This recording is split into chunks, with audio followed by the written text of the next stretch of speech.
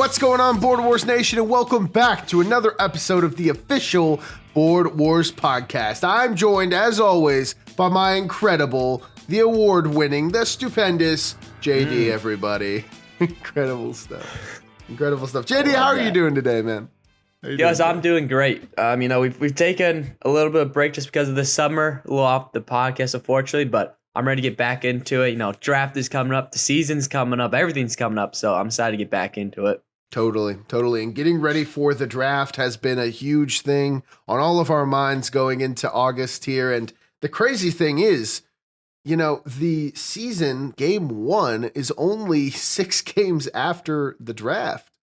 Mm-hmm. Like, think about it that way. I mean, if we are, it's Thursday right now, technically, when you guys are seeing this, right? So we're 2 days away from the draft, 8 days from game one. Doesn't feel real, man. Doesn't feel real, but it's pretty exciting. And we're actually going to reveal the schedule we can do actually this episode if we want to. Yeah. Starting with the exciting news. I don't know if you've seen this or if you've maybe we can get your raw reaction here. But game one of the season is actually a Legacy Cup rematch, JD.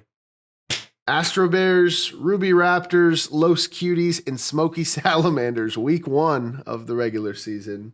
And that is exciting. Did you know about that, JD? I kind of assumed you would. Yeah, I did. I heard about it. I hadn't actually fully seen the schedule. I knew that we were playing game one.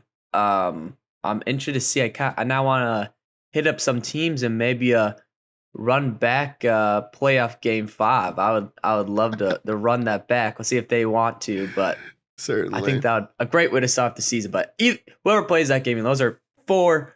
I mean, in my mind, still 4 of the best. We talking some of the best teams in the league right now. Yeah, I mean, and we definitely probably have our feelings about how some of these teams are going to evolve, right? Yeah, definitely. But before we start talking about some of that stuff, JD, I mean, we have had a lot of trades happen recently. Yeah, we have. And I actually do this episode kind of want to do some power rankings real quick of just like how good we think certain teams might do. Yeah. But I feel like we have to get into the trades first. Oh, 100%. There's so much that's happened. There has been a lot of shakeups. This is very true. And some of them have actually been reimbursements from prior years. Like, I don't know if you saw that I think it was the Smoky Salamanders lost a 2nd round pick. Yes, because of that earlier trade. On the buyback from last year. I wonder if that was going to happen. I remember seeing that last year and be like, that would be hilarious if they actually have to buy this back. Which is crazy. So essentially they traded away Dakota Sheets. Do you remember what they traded away Dakota Sheets for? Yeah, I think it was for just Tennessee Turtleman. Oh. And then they had a clause where if Dakota Sheets didn't play, they had to buy him back for a 2nd round pick, and he didn't play. So if you look at the net situation, they lost Dakota Sheets for a year and paid a 2nd round pick for Tennessee Turtleman. That's kind of raw. That kind of, honestly, maybe did Gideon do this on purpose, leaving Slushy, like just kind of make him lose a pick after leaving? There could be allegations here. But for those of you at home who aren't aware, this is the biggest draft class in history. There are 88 official selections that are going to occur. That is 7 full rounds of 12 picks, and then 4 comp picks handed out on top of that. So essentially 8 rounds of drafting that we're going to have to be doing. Oh my Lord. So trading away a 2nd round pick for Dakota Sheets is kind of unheard of. I mean, I hope that's a big pick. Those first 2 rounders. Yeah. I hope Dakota Sheets gives Slushy his money's worth, man. Holy. We'll see. Pretty insane. But the first trade of the offseason, do you want to take us into that, JD? It also involves the Salamanders. Yeah. So the first trade of the offseason was between the Ruby Raptors and the Smoky Salamanders, where the Sallies traded their 11th overall or 35th overall pick to the Raptors, and the Sallies received an old veteran game 1 winner of season 1, 7 cents. I really like this trade I think for both of them. I think kind of gives 7 cents maybe a new scenery, I think what she needs, and then joining Slushy could be helpful. And then the Raptors get a nice pick where 7 cents hasn't really produced much the past couple seasons. So yeah. On one hand, because of recency, it feels like that's maybe too much for 7 cents. But I think you have to remember that 7 cents did win the first ever game. Like that is a historic player. That is a player who is also capable of a win, which I think Slushy is of potentially the proper assumption that he can get a win out of 7 cents with his incredible captaining, you know? So I don't hate that. I mean, you're buying high on a guy that you know can win. But yeah, a third round pick is definitely not a lot of compensation for that. It was a very late third round pick. So pick 11 in the third. That's essentially like a fourth round in my mind. Yeah. But I don't know. That's interesting. So the Sally started with not a second and not a third round pick. And yeah, they've got a lot of guys that are trying to be salamanders. So that's it. I wonder what they do. We'll see what they do. The second trade was a huge one that I think shocked a lot of people. Just not even just because of the player being traded. I mean, that was kind of surprising, but more so that he went to kind of the biggest rivalry in all of Board Wars. What if I told you, JD, the season 1 MVP was traded to like his complete enemy? This would be like if Lamar Jackson got traded to the Steelers. Like that's pretty wild. But like maybe in 5 years when Lamar Jackson, like, he's not in his prime, but it's the principle of the thing. You know? Everyone still remembers. Yeah. So the Los Cuties traded Alex Bruns, former MVP, and Caleb Fletcher to the Mama Llamas for the 4th overall pick in Sam Dieter. Now, Sam Dieter had a 2-game stint in season 2 where he was pretty bad, just to be honest with you. And Caleb Fletcher is kind of a 1-year Willie, or 1 game a year Willie, 1 game Gilly. A 1-game Gus. That's what we'll call him. Where he kind of shows up, he plays a game, and but apparently Kyle Bruns thinks that he can get some good stuff out of Caleb Fletcher. I've heard that in private, and obviously reuniting Kyle and Alex Bruns together is certainly an intriguing idea that might, I mean, I don't know, revive Alex Bruns' career. I mean, what do you think? Yeah, I mean, I think this is an insane trade. Like trading away like any MVP, no matter like what year it was, is crazy. Especially putting him with, like you said, Kyle, who's now the new captain, who's counting out that new energy. You still have John Mark in that team. Like you still have all those guys, which I know can build around Alex. Like I've been in that locker room, and a guy like Alex is like a locker room that makes those type of players excel. When they have those guys who are good at the game and are good at kind of giving them a game plan, and then Alex is just able to execute it. So I think that's a really good combination of Llamas. They're definitely gonna be a team to look out for. Yeah. Well, it's interesting. Like Alex hasn't had the nicest few seasons. He did win a game in season 2 because season 1 is obviously the 2-win season, 99 overall. Yeah, that's his peak. Season 2, he won a game. He was an 87, and then season 3, he didn't win a game, but he only played 1. Yeah. And it stands as a pretty high win percentage when it's all said and done because he's 3-3 in his career. It's pretty great. That's pretty good. That's pretty good. Pretty great. And obviously 0-1 in recent memory. But I mean, he started his career 3-1, which is just insane to think about. So I don't know. That is a lot of high upside. Obviously, the cost was very high. I mean, that is the 4th overall pick. Pretty ridiculous stuff. But I mean, I like this trade for both sides, to be honest with you. I would say this is about even, and I like it. Yeah, no, I agree. I think it works well for both of them. Qs and get some stuff. I think the Llamas win this. I mean, you're getting Alex Bruns, Caleb Fletcher, who gets a game and gets at least a game in every season. He's been improving the past couple of years. So I think they're. I think if I had to give a winner, I think the Llamas win this trade with getting those two guys. I like that. I like that. And Caleb Fletcher finds himself on his third team in 4 years, which, I think he's finally potentially finding a spot that he can call home. But right after I hope that so. trade, JD, there was another Los Cuties trade There that was. involved you. It did. It involved the Asher Bears. Big trade. Yeah.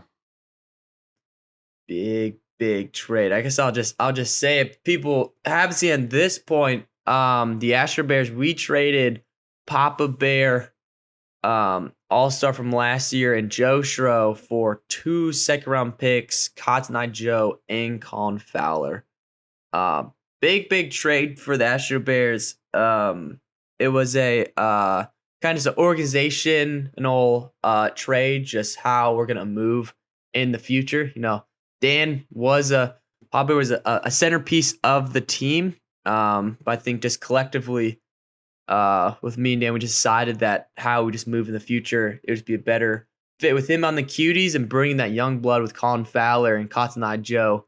Those two picks, it just gives the Ashburns a lot of variety in this draft because we're having a big draft. So we just thought it was the best fit for both the Bears and Papa Bear. Yeah, and despite being a rookie, Papa Bear, age-wise, is older. So this is a move that really youthens up the Astro Bear team, and I think really puts them in a direction and in a certain demographic, if you know what I mean, which we've seen teams that corner certain demographics tend to bode better in terms of chemistry and culture. And, I mean, the Astro Bears have built an incredible culture so fast, just obviously being a playoff team in year 1, right? Yeah. It's pretty awesome. It's pretty insane. And I think I don't hate this as a move for the Bears. I know on paper it might seem, like they're getting rid of one of their best players. And I mean, it's true. But 2 second-round picks in return, you guys have got, 4 picks now in the first 2 rounds? I mean, that is awesome return. I'm actually looking at the draft board. Here. You've got 3 picks in a row. We're cooking. We got a game plan. 2-10, 2-11. I got a game plan over here. It's pretty awesome, and I'm excited to see what kind of talent they bring in this absolutely star-studded draft class. Oh yeah, so many people. So if there's a year to buy into the draft and trade your top player, it's probably this season. So I like this for the Astro Bears. I also like it for the Cuties. I think Papa Bear is going to be great in Los Cutie land, and for the record. Joe Schro, he didn't get a game last year, but he did not. Is hosting our draft this year. He's going to be our announcer. He's going to be our host for the evening. He is. He is. My gosh. And this is the first time hearing this. And obviously we were talking about it. I was like, yep, you're going to have to study up on your stuff, man, because, he doesn't know too much of what's going on. And so I hear he's going to be maybe even watching a couple pod episodes to prepare himself. So maybe you're listening right now, but Joe Schro did say he was going to get a game this year. So let's go. I can announce that. So, I mean, the cuties got a couple good ones, and I think it was a good trade all around, JD. And then after that was a huge 3-way trade that was a little complicated. The Jelly Jets gave the 30th overall pick to the Salamanders. So that is a high pick. That is a 3rd-round pick that the Salamanders bought back. Mm-hmm. Then they also gave El Nino to the Waffles. The Waffles gave what I guess is essentially a 6th and a 7th-round pick to the Jets. And the Salamanders gave what I think is essentially a 6th-round pick to the Jets. And Skeletevan to the Wealthy Waffles. So when the smoke clears and it's all said and done, the Jets gave away a low draft pick and El Nino. The Waffles gained El Nino and Skeletevan, 2 players that Mr. Travel is really trying to go after, buy low, Uh-huh. sell high type of guys. And the Salamanders traded a lower pick and a player in exchange for a higher pick. So the Salamanders got to come out of this trading up, and the Jelly Jets got not only rid of their person, not only also did the Sally get rid of their person that they weren't really wanting, I guess. But the Jets came out of it with 3 picks, which is really going to help them because they have an eye for a lot of late round talent, and they needed a number of picks. So the Jelly Jets traded back, but got a lot in return, and the Sallies got to move up here. And I mean, I like this move a lot for the Salamanders, replacing a 3rd round pick. I like it a lot for the Waffles. I mean, El Nino and Skeleteven, they've got that IRL chemistry. I also think it's really funny that they're both 69 overall. So maybe on paper, this deal doesn't look that smart, but I mean, Mr. Java knows these guys pretty well. Going after them is a good move, and the El Nino and Skeleteven have chemistry. They're going to like playing together, and the Jets needed picks. They got picks, man. I don't know. What do you think about this kind of complex 3-way trade here? Yeah, it kind of feels like everyone won. Like, I feel like the Sallies, El Nino didn't have or I guess it was Skeleteven was on their team, didn't have their best game. They got a 3rd round pick for it. The Waffles got players. They got 2 players. Like, they didn't perform the best, but that's what the Wealthy Waffles need. They just need players to get into the next season, and they have experience. So I think that's a great start for them. And then the Jets, after getting rid of Mr. Java, they get 3 picks later in the round, and they're gonna pick up those guys and they're gonna trade them up. So I think this trade makes sense. Looking at it, there was a lot going on, but I think like overall, I think most teams like get what they want, and it's gonna improve all 3 of them. I've got to agree, JD. I have got to agree. I mean, it's a little complicated in the way that it's working, but I mean, it's simple in the sense that, like you said, everyone gets what they want. And the Jelly Jets right after that made a amazing trade, big for a star-studded. Do you want to tell us what that was? Yeah, the Jets they traded AVFY for a round 7 10th pick in that round. So 86 overall pick. AVFY did not get a game in last season. I believe he was drafted last season. Did not get a game in. So I think the Cuties were looking to bring some older guys onto their team, kind of just like Papa Bear, and the Jets get another draft pick. I mean, what can you say, man? I mean, I don't even know if anybody won this trade. Yeah, I mean, I guess the Jets got a pick for a guy that they weren't confident in. Yeah, I think Jets get a pick. Hey, just watch when they traded him away. He's about to become an all-star. That's what happens to the Jets. They trade all-stars away. That is true, actually. That does tend to happen. Potentially brutal stuff. And then after this, JD, was a trade that was a little more interesting, I think, to me. The Cuties traded 2 7ths and a 6th round pick. Or sorry, the Crows, the Cryptic Crows, traded 2 7ths and a 6th round pick for the Cuties' 5th round pick. So obviously the Crows are trying to move up into the draft, and they're trying to get rid of some of those late picks. But you're looking at that trade and you're thinking to yourself, at least I am, like, what? The Crows can't get a 4th round pick for that? Or yeah, I mean, that is kind of a lot just to move from the. I mean, 6 to the 5th. I guess you're moving up what 8. 10 spots with from the 6th round to the 5th round, but yeah, I don't know that one. I don't know. That one was interesting. If you look at it, there's this little funny emoji with the eyebrow. I clicked that emoji when I saw. I think someone else had clicked. There's 2 of them. I clicked it. You didn't know who else did that? Was that you? Were you the other one? Yeah. Yeah.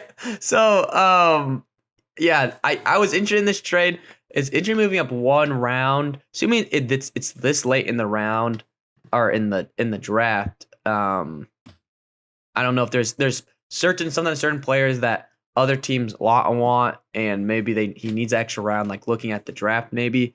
But I do kind of feel like the the Cuties got a little bit more from this. Like I feel like it could have been like maybe 2 picks instead of 3. Yeah. No, But I would agree. And obviously there's a vision here. Like the Crows oh are yeah, trying to, from my understanding, the Crows are doing some consolidating up techniques because they don't have the need for as many picks as they have, unlike the okay, Waffles, who have, because expansion teams, everybody get 2 picks in every round instead of 1. So they're trying to actually group those picks up, make them heavier okay. capital, and then move up the ranks and make tough pushes for the top. They want multiple high picks so that they can make things happen. But they don't need as many low down picks. So I understand the sentiment. I think they could have gotten more. You could also view it from the angle of, Gideon and the Cuties actually do have some really positive relations. Um, That is true. maybe that played more of a factor than history would like it to in terms of like how we view this trade, because I think we're both like, I think the Cuties win this. Yeah. But honestly, if I know Gideon, I don't know that he cares that much because he's good friends with the Cuties. He's good friends with Caleb. And I think now that they're in the same division, reinforcing that isn't the Oh worst my gosh. idea. Yeah, crazy to think about. That's Crazy to think about. So can they unite and take down the Raptors? That is one of the questions. And there's one more trade so far as of recording this that we can review. JD, what was the breaking news yesterday? Yeah, the last one with also the Cryptic Crows is the Llamas traded the 40th, 52nd, and 60 overall pick and Jacob Hicks for the 13th overall pick, second round, pick 1 from the Cryptic Crows. That is a high pick.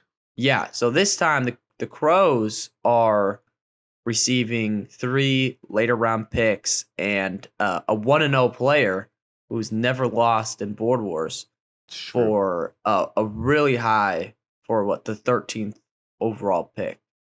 So I mean, this looks like it was right after. So I mean, the Crows get their picks back, but then they're losing that top pick that they were trading up for. But you also get Jacob Hicks, who could be a star. We just haven't seen him. We've only seen 1 game from him. Yeah. Well, also, I mean, 3 picks for 1. That is a lot. And Jacob Hicks, I could imagine that negotiating for this pick was maybe a little difficult, but I mean, a 4th round pick is considered a high pick. Mm-hmm. And it's the 4th overall pick of the 4th round. I mean, that is not too far away from being a 3rd round pick. But man, that 2nd round pick 1, that is essential. I mean, that's the 13th overall pick. That is like a 1st round pick, Yeah. That is pretty interesting for Jacob Hicks. I understand buying high on Jacob Hicks. I understand that he's got potential. The Crows are getting a lot of assets in the lower rounds.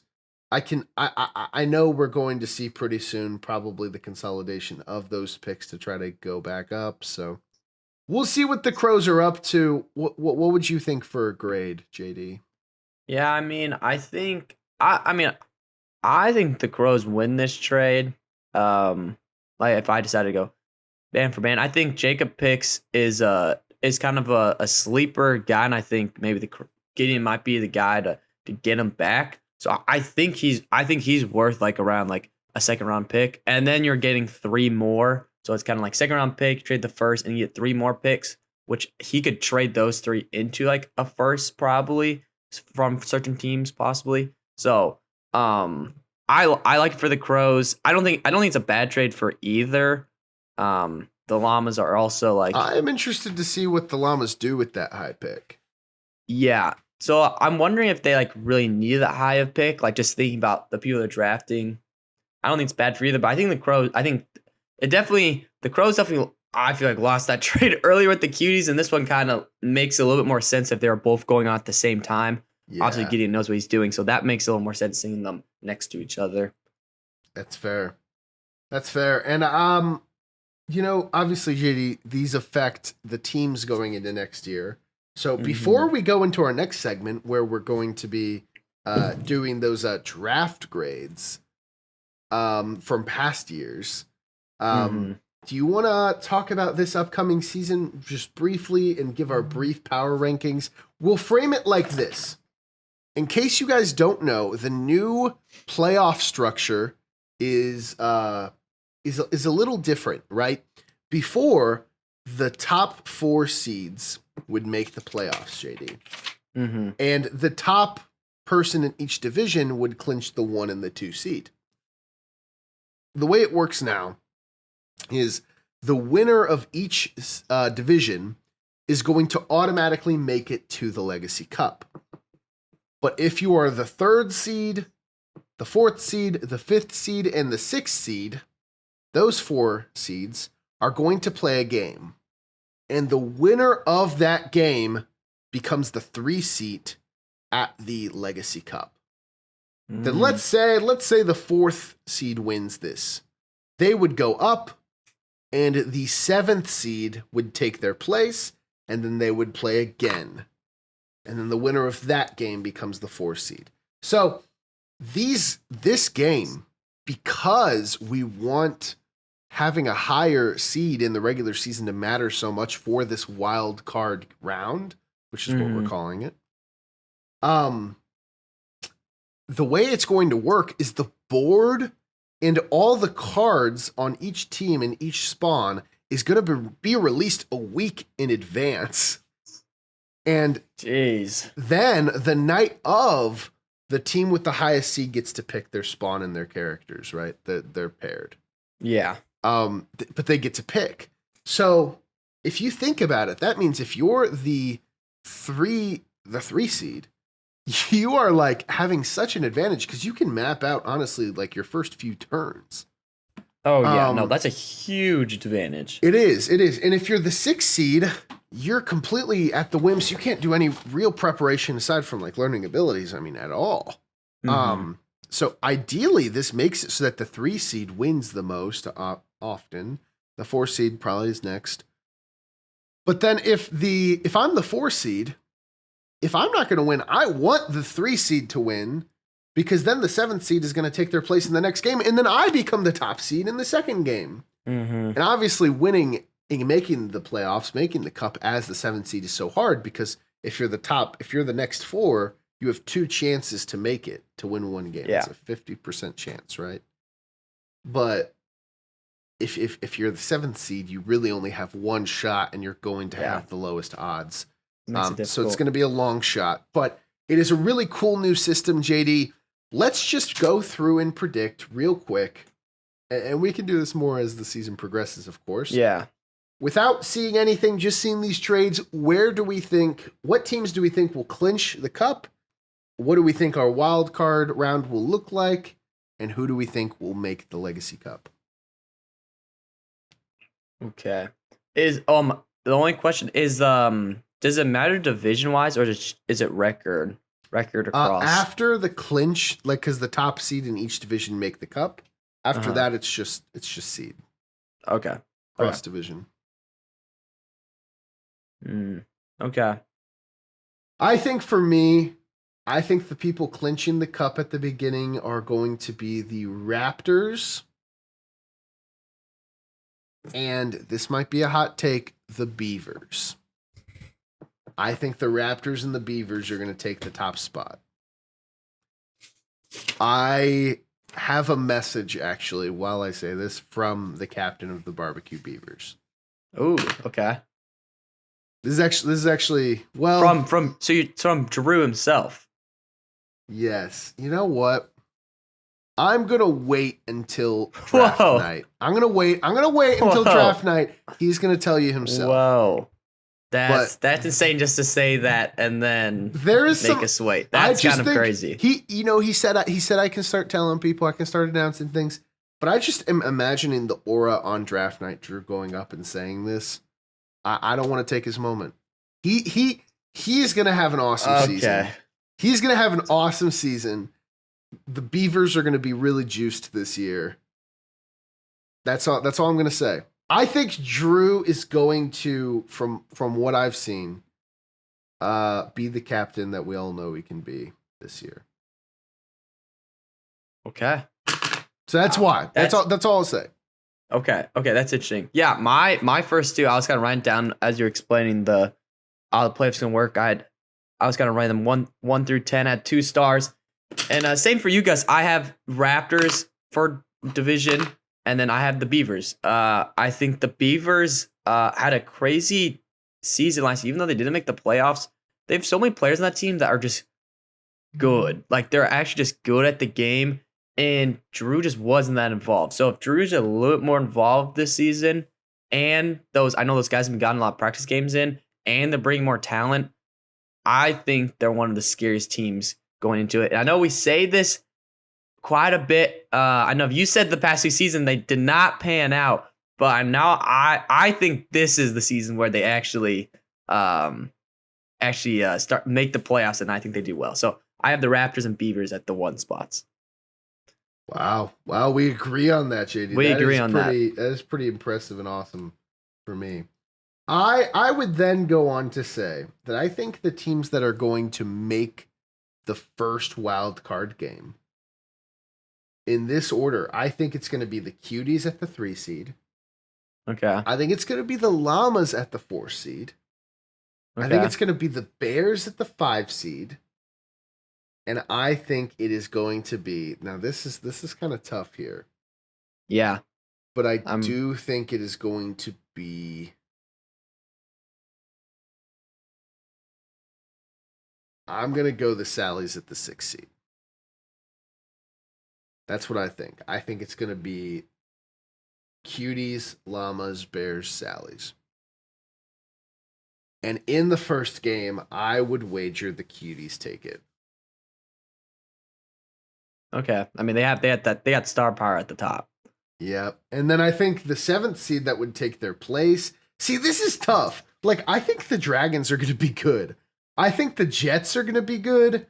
I think the Crows are going to be good. Like, there's not a team I think is bad. 3 of these teams are just going to miss it. Like, that's crazy to me. That's crazy. It's insane. 3 teams are going to miss it. And really, not that many teams are going to have that much of a chance in the wild card games. Like, imagine if we didn't even do this and just... Yeah, no, this makes making the playoffs is so much more impressive than it's ever been. Like, it's difficult now. You have to beat good teams. Great players are going to be left out of those games. I respect all the other teams, but I think my 7th seed is going to be the Dragons. I think I got to pick the Dragons. I would love to see them win that 7th seed game. I think the odds are against them, obviously. I would wager that the 4th team making the Legacy Cup is the Mama Llamas. Alex Bruns, Kyle Bruns, John Mark, Robbie, Jacob Dieter, Jeff. I mean, that is a team that if they can get their act together and they can start, winning these games that we know they can win, that team gets really good. And I think they're going to do it. I think that is a lot of players on a team that have won a game. And I think this season it's really going to be about how deep is your roster. So my Legacy Cup, that's all my predictions, JD. I think it's going to be Beavers, Raptors, Cuties, Llamas in the Legacy Cup. Okay. At mine, I was going to just write it down. Obviously I had the Raptors at the 1 and the Beavers at 2. At my 3, I have the Los Cuties. Their star power, I think they're just with the combination of now Papa Bear and Caleb Ward and Luke. I think that team's always going to get wins, and they're going to be able to sneak into those playoff spots. At the 4th spot, I have the Astro Bears. I think we proved it last year. We're going to be even better. It was a bunch of rookies, and now they're not rookies. So I think we're going to have even a better of a season. And then at the 5 spot, I have the Mama Llamas. I think with the addition of Alex Bruns and Kyle in the new seat with John Mark still there, I think they make a push for the playoffs. And then did you list all the way down? Yeah. Okay, I'll just keep going. Then at my 6, you had the Sallies, right? At your 6. So we had the same least top 5, maybe in a little different order though. Okay. But at my 6 though, I have the Cryptic Crows. I think Gideon rallies that team, and I think the players he gets. I think the way that Gideon plays with these newer guys makes it easier for them to get into like newer games and wins them games faster. So I think they sneak a couple wins. I don't think they beat these other guys later and like once they get up there, like these top guys, but I think they sneak wins against throughout the regular season. After that, I have the Dragons. They're still gonna be great. Then 8, I have the Sallies. 9, I have the Jets, and then last, I have the Wealthy Waffles. I've got the Waffles last as well, for the record. Mm-hmm. Which, I mean, hey, we're happy and ready to be surprised, but Oh yeah, I think it's difficult going in the modern day. Yeah, modern day full new team. I think the Crows and the Waffles are in a both interesting spot, like both similar spot, but I think the difference is like in John's great captain, like Gideon, I know, like we've seen make his team get into win a cup, and he's able to produce wins. But I'm happy to be surprised by the Wealthy Waffles, them make some pushes here this season. And I mean, I just want to say for the record, just in case it wasn't clear, like, I mean, we think that like anybody can do it. I mean, and that's kind of the cool thing, actually, is like we're losing our mind because 3 people aren't going to have a chance. Mm-hmm. Everyone deserves a chance. I think everyone's going to play well. But wait, did you say who your 4 cup were? Who's winning those games? So the 4 cups is going to be Raptors, Cuties, and then I have Bears, Beavers as the other 2. Bears that's fair. Got to bet on yourself, bro. Got to bet on yourself. 100%. 100%. Kicking out the Mama Llamas, eh? Yeah, I think we beat those. I think we beat the old heads. You know, we're tight with that team, but I think we got it over the Llamas. That is valid. And the cup, man, the cup this year is going to be so awesome. I mean, think about the history. Think about the battles. Like, what team is going to take it all? I don't know. It's insane. If I had to predict right now, I think it's the Beavers. Beavers? I really do. Maybe the Beavers are just like the Dallas Cowboys. And every year it's our year. Every year. Maybe. But I really believe in this Beaver group. I think they had established a really great young core. And I think if they play that forward and play the way we know they can play, I think we're gonna have a fun Beaver season. But we'll see how it goes. And JD, with that being said, we've gone over the trades, we've had our predictions. Let's go to our next segment. Take us away. Our first segment has everything to do with the draft, JD. Everything. We are going to go through the prior drafts. Mm-hmm. We're going to look at every draft pick ever made in the professional league, and we're going to give every pick a grade, and then we're going to average them out to see which team drafts the best. Woohoo. I like that. It's exciting. Who is the best drafter? Any early predictions maybe before we begin? Oh, I gotta think. Off like the top of my head. Okay, if it's off the top of my head, I think like the drafter, I think you might be pretty high up there with the Purple Dragons season 2. That would probably be up there because it was one season, but also I don't know. Llamas, and we're going all seasons or like a singular season like best, or like they're like this team history combined.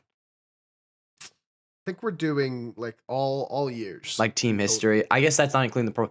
I would say the Dragons or Llamas, I think are gonna be high up there. I think they're gonna be up there. Llamas. I think so. I think I could maybe agree. I would say I would actually wager I think the Jelly Jets have done a pretty good job drafting. I don't know this. Again, we're kind of spitballing. This is straight. This is just off the top of the head. Jelly Jets, and I do remember doing a segment like this at one point where we talked about like the Raptors. And we did agree before this, because you always have to like talk about it. Are the Raptors the same or different from the rules? And for this segment, everybody, we decided that they would be the same. So the rules, Raptors might be right? up there. Yeah. No, I was just thinking about like the Raptors. I think are up there. And some of it is like I don't even remember. So I mean, No. we can go back and start The season with one the teams. season 1 draft. Yeah. Oh, I'm excited. All right, JD. I mean, you have it out. Mhm. Take us through history here. Who was the first overall pick of the first ever Board Wars All draft? right.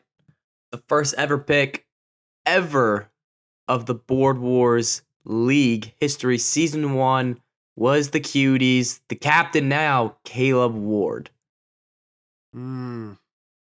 See, this Caleb one, Ward. this is interesting. Like, obviously, he's a top 5-4 player. He did get picked the first pick, so it's like from their position, they got the best of the best. I mean, yeah, I feel like that has to be an S. I mean, Yeah, Caleb Ward is what is the consensus 4th best of all time? I think we have him at 4. I think it was 4. I mean, it doesn't get better than that, really. And No. you know, I mean, it could get better. well, I mean, for the value, that's definitely a question. That's the only thing I'm thinking, like, could it slip to A because he's the first? Like, I'm thinking, like, just down the line as it goes. Like, if you have guys in, like, Yeah, I'm that's a thinking, good I'm just thinking question. the guy right after him, legacy-wise, is higher than him.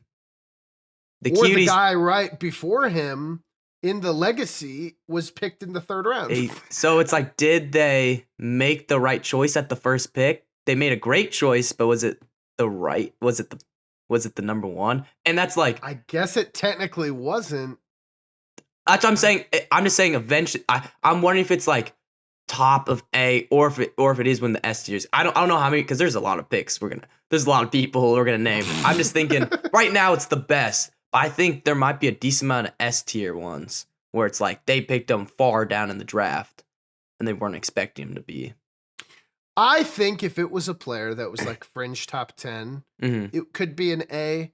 But Because it's so high. I mean, he's still the 4th. Hairs. It's the 3rd highest drafted player. So I guess that's even the number 1 wasn't even drafted. So that's, yeah. I'm thinking about, we're first time going through it. I think S is a good spot.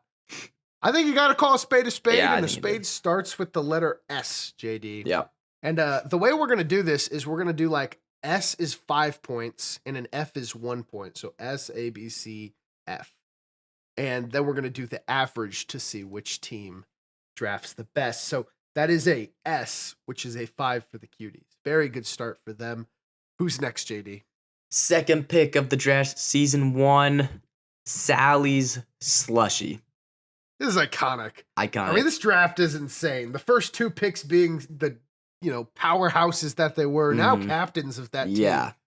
That is just perfect in every way. I mean, that is an easy S. Yeah, there's not even anything I can really say about it. It's an S. It's the Slushy. Yeah, he's the greatest drafted player of all time. Like, that's just true. Both captains would draft their soon to be replacement, right?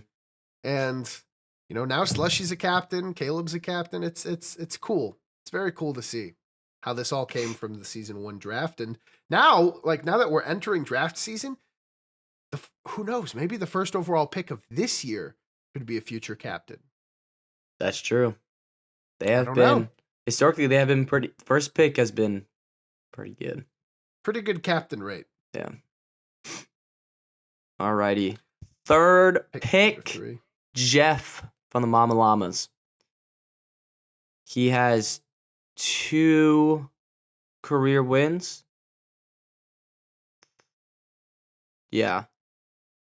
Season 1 and 2. I'm inclined to give this a A. Now, I know that might seem high. Potentially. I mean, 3rd overall pick, year 1. But Jeff was kind of the guy to get a lot of very crucial Mama Llama wins. Sure, he only has 2 wins, and in the modern day, I could see why you would think that's not a lot. 2 wins is a lot more than most people have. And those wins, the timing of when he got them were so crucial for the he ended the drought of the Mama Llama losses. Mhm. And if he doesn't do that, I think a lot of the Llamas are different. Yeah. I don't know if they ever have like they don't make the playoffs. I don't know if they have any confidence. Like, think about it. John Mark wouldn't have had that 2-win season because he wouldn't have been in the playoffs. No. And then he would have had a rough season 2. And then coming season 3, maybe his confidence is so shot. He doesn't have this season 3 he has. All of history would be different. I think that's a very valuable pick right there. What do you think? No, I actually 100% agree. He was the it's like you look at it, it's like, I mean, it's still actually a really career. He's up there in like kills and damage higher than like majority. Like he's up there with a lot of guys. I think he has like 2 wins, but I think the fact that he was kind of he's always been like that guy for Llamas, got the first win in season 1, got the first win in season 2, started off like every year. He was kind of like that guy to get it done. So I think it's Jeff. I think it's an A. A is a great spot for him. It was a great pick for the first player. I agree. And it's like, if that's a good pick, I think an A is acceptable. S is reserved for the best of the best. Yeah. And I think, in my opinion, the next one is a B. The 4th overall pick, the Barbecue Beavers select Ryan Jogerst. Mm-hmm. Now, Ryan Jogerst is probably the second best player maybe in franchise history. I think he's had the best season of anyone not named Drew. Yeah. That's not super impressive for the Beavers. But, I mean, he had a 94 rated season. Mm-hmm. I could see an argument, though, that he only hit one of the 3 years. But again, because being a superstar, being like an all-star, let's say, is like really difficult to pull off.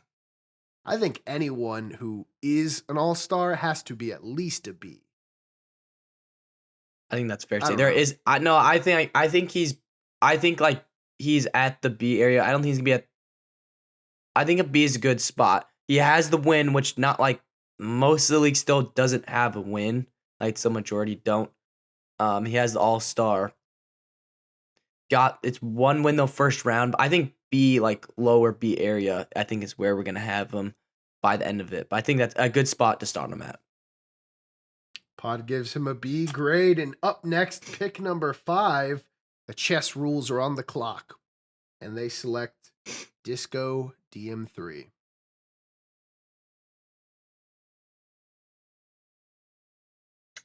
I mean, and if you're cheating and at home and you're looking at some of the picks right after this, Mm-hmm.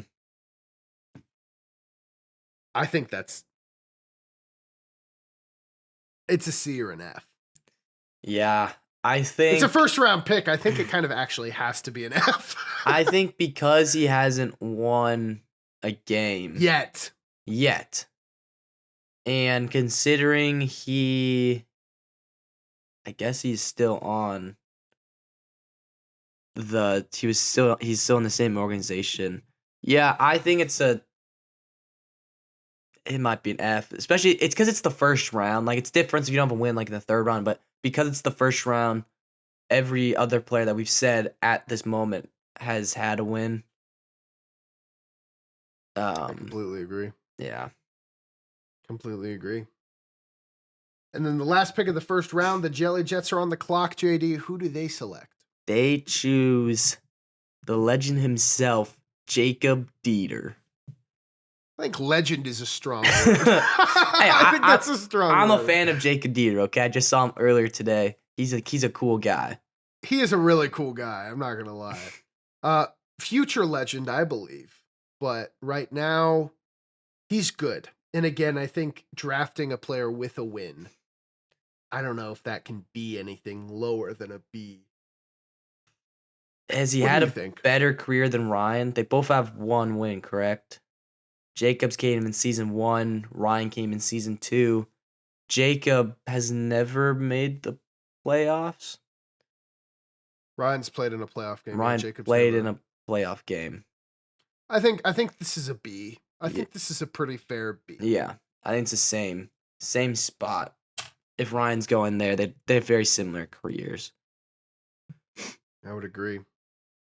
And then it was season 1, so like there was no valuable picks necessarily. Mm-hmm. So we kind of did it like a fantasy football draft. This was back when nobody even really knew what Board Wars was. Board Wars wasn't even the same that it is now. It was very different.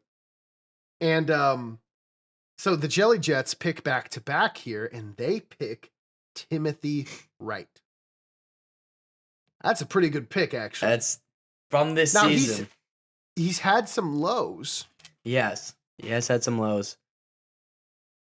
But he's had a better career than Jacob Dieter and Ryan, though. I think that's got to be an A. I think it's an A. I mean, I think it's got to be. Second round, 2 wins, All-Star, Ghost team. He doesn't win Lacey Cup with his team, but like he ends up producing, getting a team to the playoffs. Well, I feel like and clearly, like the trade was bad. Yeah. And like actually, if you go back and look at the terms of the trade, like I think you would even agree. What did they trade him? I mean, at that time he was probably a 60. At the time, it probably wasn't a bad trade. Looking but it aged back, bad. They traded Timothy Wright to the Raptors for a 3rd round pick. That 3rd round pick would go on to become. Oh, this is actually interesting. Really? Who did this person become? That like a 3rd Swamp round Dave pick would go on to be Swamp Dave. Wow. Yes. What a call. Good pull. Swamp Dave. So Swamp Dave for Timothy Wright. I think that's difficult. Yeah. Looking back on it, that's a pretty unfortunate trade for the Jets there, especially when they don't got a lot of wins in their history, and trading away two wins and he gets them right after he leaves. That's unfortunate. But I think Tim himself, I think they get an A for the career that Tim has produced, even if it wasn't on the team that drafted him. I agree. So like the trade isn't maybe like a C or an F. Yeah. But the draft pick, definitely an A. Yeah. Maybe we'll have to rank maybe trades at some point, because that would be interesting. Oh, that would be fun. You got to mark that on the list. I'll write that down. That'd be pretty fun. Up next, the chess rules are on the clock. They select Hero Smurvin, F. Yeah. Total F, right? Yeah, I don't even think I don't think there's much. If you don't really play, then don't have the win either. And we were talking about the Raptors, but because they're combined with the rules, maybe that's pulling them down. 2 1s in a row. That's kind of brutal, actually. Yeah. 2 Fs in a row. But the Beavers are up next, and they select 7th Sense. First ever win. And we've said, JD, that if you get a win, it can't be lower than a B. That is true. We did say that. I am inclined to stick to that. What do you think?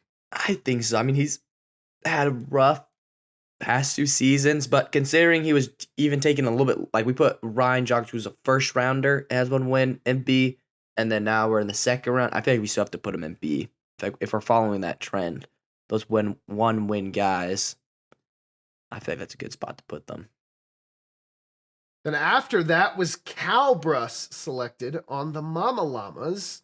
And again, I feel like that's also a B. Yeah, I mean, he is now their captain, so it's like, that's a pretty good pick. You drafted your captain 2nd round, but he also only does have 1 win. True. I feel like he's still in the same category as those other guys. There's not like much differing. Yeah. Well, I guess a B is like average. So maybe no, yeah. I'm between a B and an A, but I think I would say a B. Yeah, I think he's as a player that makes the most sense. I think he's like ranked, like if we were ranking in that B, I think he would be above like Ryan, those guys, because he's now a captain. But like the output he's put out until now, because he hasn't actually been a cap, like the season hasn't happened yet as a captain, but what we've seen now is about the same as Ryan, Dieter, those guys. Yeah, and I think up next is the Salamanders, who draft Dakota Sheets. He got a game or 2. Yeah, and he was actually just bought back. I don't know if you remember that, but he was a part of the yes. no play clause Yeah, if he doesn't trade play, they have to that he him didn't back. play. And by the way, that's crazy because that buyback was a second round pick. Yeah, that's valuable, especially this year. That is a big pick. I mean, I don't know. He's hardly done anything. Is it as bad as Hero Smurvin and Disco DM3? I'm inclined to say yes, it was. I think. Yeah, I think, because what is it? It's C, and do we have anyone? What are we like clarifying C is? Because we haven't put anyone there yet. I don't know. It kind of depends. like like a late pick who doesn't like hasn't done much, like one like a last round. That's like a C, because we're still in second. So. I think that's we're still fair. in the second round. Second round. This is your second player in the start your team. Yeah, it's fair to say. I think F. You is a picked good spot. Dakota Sheets. Yeah, I think it's after you get Slushy and then yeah. No, I think could have started off pretty strong, and you get one of Slushy's guys, and maybe he'll make a splash this year, and we change this in the future. But that's true. For now, that's gonna age as an F. Then the cuties pick Yuki.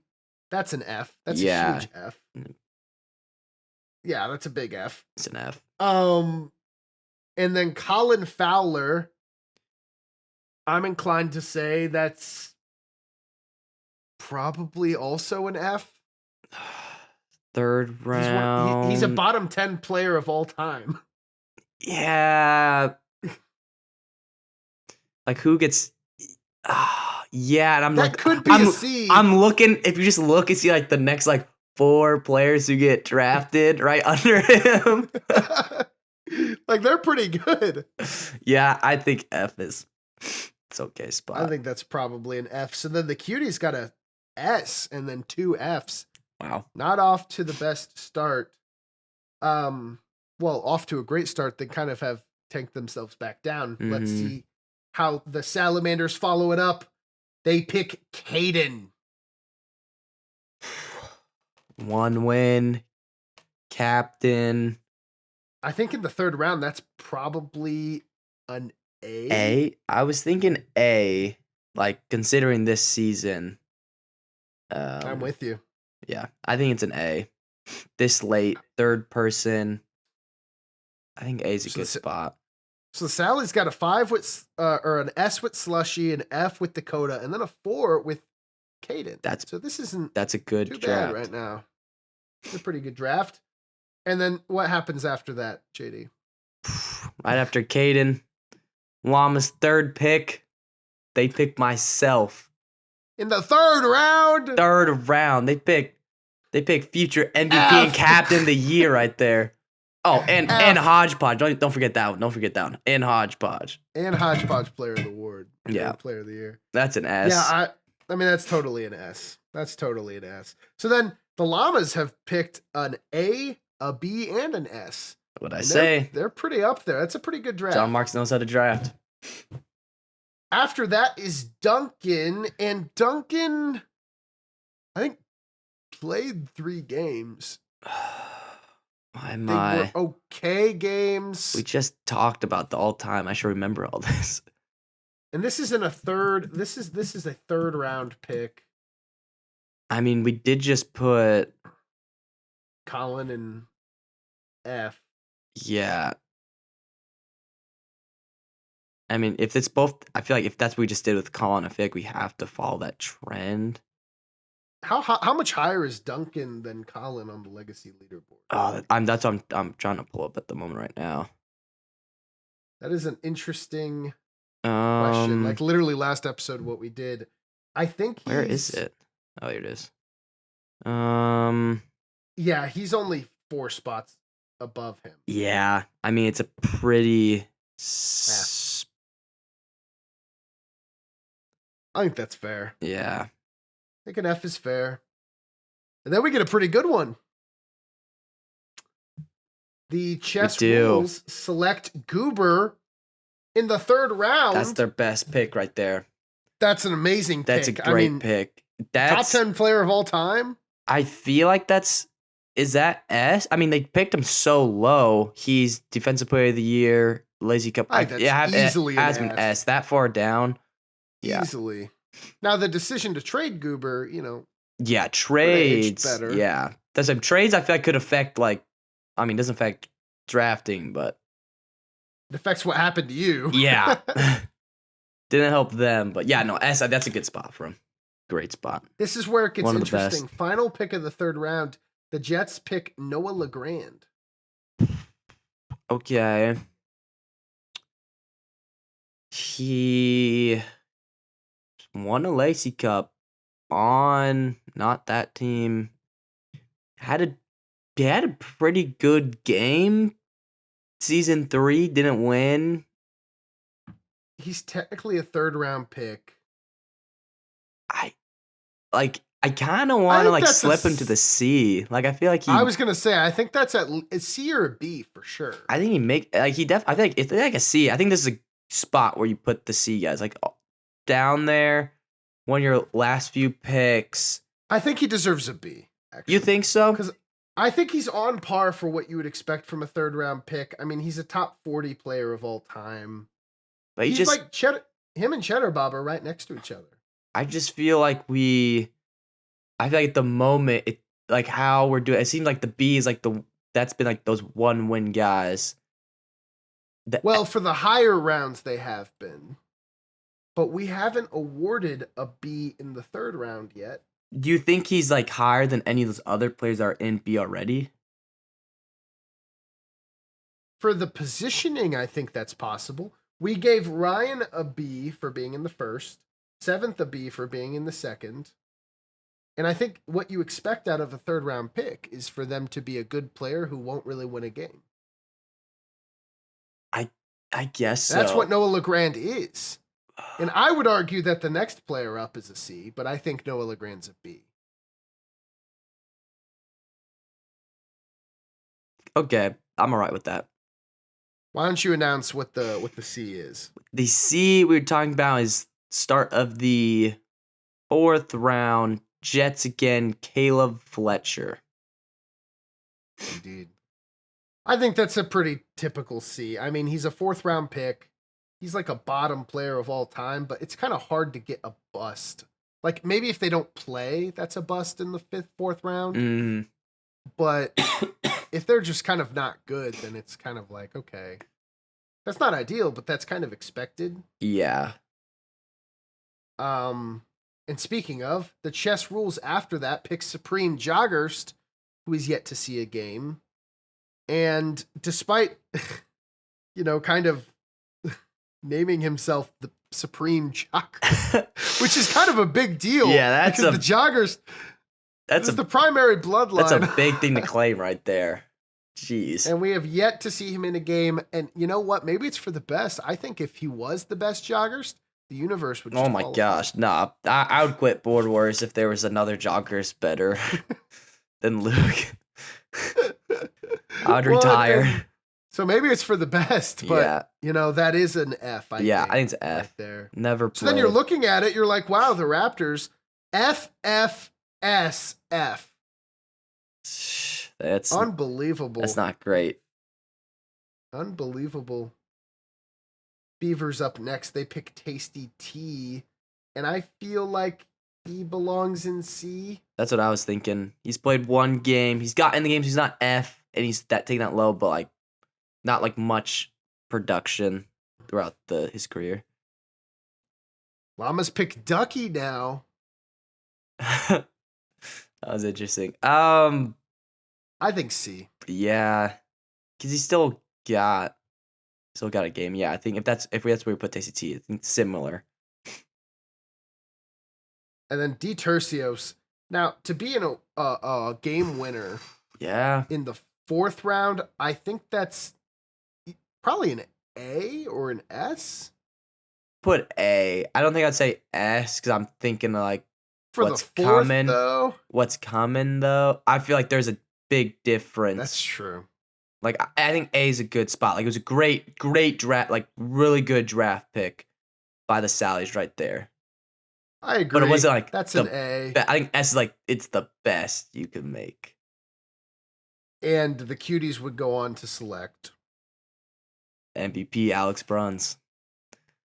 S tier. Definitely an S. Yeah. So that rounds out the Cuties' first year. They had an SFFS.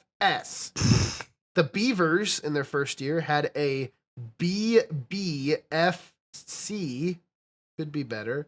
The Llamas had a ABSC. The Sallies had an SFAA. That's pretty good. That's pretty good. The Jets had a BABC, and the chess rules, now known as the Ruby Raptors, had a FFSF. Yikes. Very interesting. Very interesting. I don't even know hearing that there's a lot of interesting. I know who's last. I know who's last, but it is interesting. And you know, I don't know. I mean, we could kind of average it out now and see who's in the lead, but I mean, I feel like we might as well continue. Yeah. And a new challenger is added to season 2 now. It's been a year. The Los Cuties, the team that drafted SFFS, those two S's carried them to the cup. And wow, the league is excited based on that. Going into season 2, the Dragons have the first overall pick as the expansion team. My team. What do we do, JD? Dragons select Indiana Jones, Ian Schneider, first overall pick. Indiana. I think Indiana deserves an S or an A. I mean, if you're looking at the people who come next. Yeah, well, I'm maybe an A. I'm leaning towards A because the fact that it's the first pick and like there's not a lot, but there's a couple where it's like you could have made a little bit better. He has 2 wins, captain now. I think he's like a high A. I don't know if I put him S just because of he was like I think being the first pick, like it was like we said, it was a really, really good pick. Was the bestest pick. I agree. I think that's fair. The Jelly Jets picked John Avila next, and this is kind of an interesting one. Yeah. Second overall pick, John Avila. Now, truthfully, this really probably is the best pick they've ever made. Yeah. No. This is very difficult. It's like, how are we looking at it? Because like production wise, 0 wins. We know that. He has 1 vice captain of the year, and we know he was kind of like the forefront or the engine, kind of, you could say, of that Jelly Jet like revamp. And now we know he's a captain. This is probably the most difficult because it's like it is such like a it's like, what do you value as a it's what are we accounting for? Because we didn't give, like, truthfully, picking Ian was actually amazing because now he's the captain. Mm-hmm. John completely transformed their team from like a managerial perspective. If you go back to season 1, like Calbrus, I think has to be a way higher than what do we give him, a B? Yeah, we gave him a B. And I think he would have to be higher now that he's kind of the face of the team. Yeah. I mean, I don't know. I think we could chicken out and just give them a B. We could do that. I want to give Mr. Java an A, like, because like the Jet, like if we're like, okay, the Jets, did have what did Jacob Dieter get? Did he get a A or did he get a B? He got a B. Timothy Wright got an A. See, that's difficult. It's like Tim has 2 wins, John has 0, but like it was like the Jets' best draft pick though. Like you're like, who do you want to draft again? You probably are gonna say John. I would think of all You the would players always pick John. of all You the would people always you've ever pick drafted. That's what I'm John. saying. So it's like I feel like we have to put him in A, even though he doesn't. Hold on, though. No, you would always pick John. just feel like- I was gonna say something else, but no. Like if you're like my first pick, I feel like you are going John of all those Jets.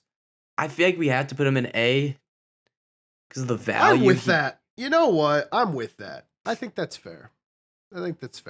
It's either if we're going based off value, then it's an A. If we're going based off of if we're going based off true value, it's probably an S. Yeah, but I feel like there's like a lot. There's. But then if we just say player, then that's probably a C.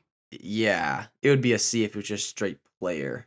Because we've factored in like their value. Like Kyle's a B because he's going to be a captain, but the reason he was still in B is because he hasn't actually like been like he is like the face of their team right now, but he like hasn't been. Well, he was a second round pick and he won a game. Yeah, that's why he was a B. Yeah, but I'm saying John.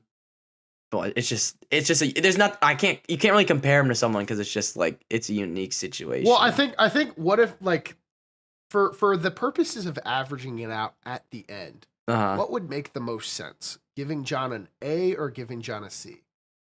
What would make the most sense? For like grading how well they drafted. I think it would be an A. I think I'm with you. I think it's an A. I think it's an A. I think it's an A. The Sallies are up next, and they draft after Ian Schneider and John Avila, two current captains. The Sallies select John Paul. F. Yeah. That's a complete F. I can't believe that. That is a very rare miss from the Salamanders. Yeah, they were cooking season 1. That's a bad start. I wonder who their later picks are, but that's, F. And as you're going to see, some of these picks this season are very dicey. This draft was actually very hit or miss. Which is interesting because season 1 was, relatively consistent. Yeah. This year, not so much. Yeah. As the Raptors come in and they select top 5 player of all time, Enigma. S. Absolute S. Double S right there. Yeah, that's insane. Like 4. I mean, 4 is pretty high, but like even just like name the 3 players above him, like he has more wins than the 3 of those people combined. Like, yeah, I think he probably has more wins than the entire first round. Just like think, yeah, or tied. No, he has more than the entire first round combined. That is crazy to think about. Yeah, that is crazy to think about. And then the Dragons come back around, and we pick Joe Schro. It's got to be an F. Yeah, I think that's. He's played a game, only one game. He's my player at the moment. But I can't believe I drafted Joe Schro in the first round. Joe Schro, I hope you're watching. You've put a stain on my legacy. That is unreal. That is gonna drag the Dragons down because I know the other players are coming up and they're high up there. And this guy, dang, Joe Schro. Unreal pick. But next, after Joe Schro, Jacob picks Llamas. He's played one game ever, won it. That's a B? Yeah, like only one game, so it's like, but he's, nothing's a B. Because he was drafted in the first round. Yeah, B. I think it's solid. Oh my gosh, is this another potential F? The Beavers go Sam next. Dieter. Sam Dieter, pick number 7. Yeah, has he played more than? I mean, I know he hasn't won. I think if we put Joe Schro, it's still the first round. Total F from the Beavers. That is their second F, by the way. Yikes. That's kind of brutal. They are now tied for second place with actually a couple teams that have multiple Fs. But they now join the multiple Fs club as the Cuties are about to kind of maybe not get an F. That's still first round. Car Escobar, who would later be renamed Tennessee Turtle Man. Tennessee Turtle Man in the first round. I mean, I think that's an F. I'm Yeah, not gonna I mean, lie. just a little shadow. I think he's had a little more participation in the league. Like, we know the name has gone around a little bit more. He's played in a little bit more games, but like the product, I think, is very similar. I think F is Dude, fair. I don't know if we need to be nice to the cuties because of Tennessee Turtle Man, dude. He is 2 spots higher than Joshua on the legacy leaderboard, okay? I don't know why I'm getting roasted and the cuties are getting like, oh, but he's just because we like him. I like playing against Carcar Escobar, okay? Real newly, not even Carcar Escobar anymore. Why do you like that? He called you names. He's an entertainer. He is a funny guy. He was an entertainer. Joshua, he hopped in one game. I'm talking about this is my own player, okay? I love Joshua. He played in one game, didn't do much, and we just haven't seen him right. No, Carcar Escobar, he makes his once a year trip back. You know? True. It's true. I don't think he makes it out of F, notes. but I think he's a little bit higher. Joshua, take notes. Take notes. You need to show up like Tennessee Turtle Man does, okay? Then you'll get 2 spots higher on the legacy leaderboard. What you do? All right. I won't get roasted. All right. That's an F. Yeah, that's an Complete F. F. Then the next cuties, L Dog. F. Oh my gosh, F. The cuties are terrible at drafting. Yeah. Other than season 1 with Caleb and Alex, they're probably the worst drafters in the league. Yeah, well, we're about to, so far. That's a They bad have 4 Fs. 4. Yeah, is it either it's S S F F F F? Is that what it is? S F F S F F. Oh my gosh, that's crazy. Well, Bad stuff. after L Dog, second pick, the second round, Groove Sloth. Groove Sloth. That is a C. C? I feel like it's a C. Like, now we're getting to the second round.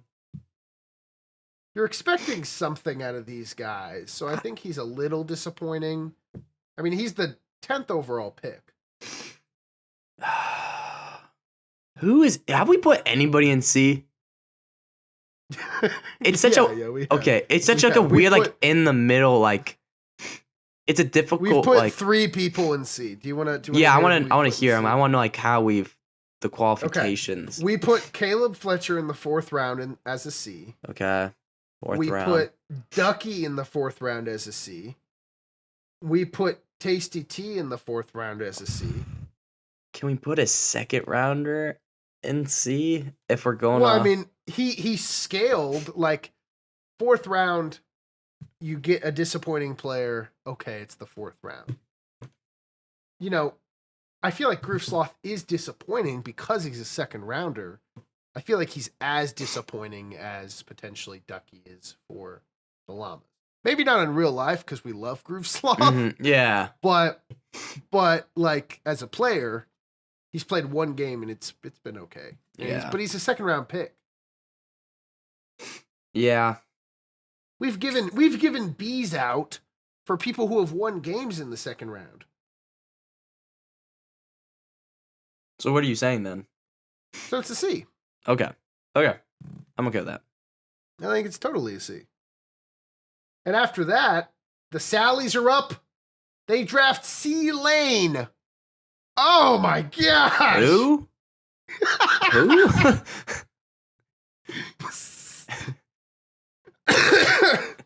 What was the recruiting strategy for the Sallies in season 2?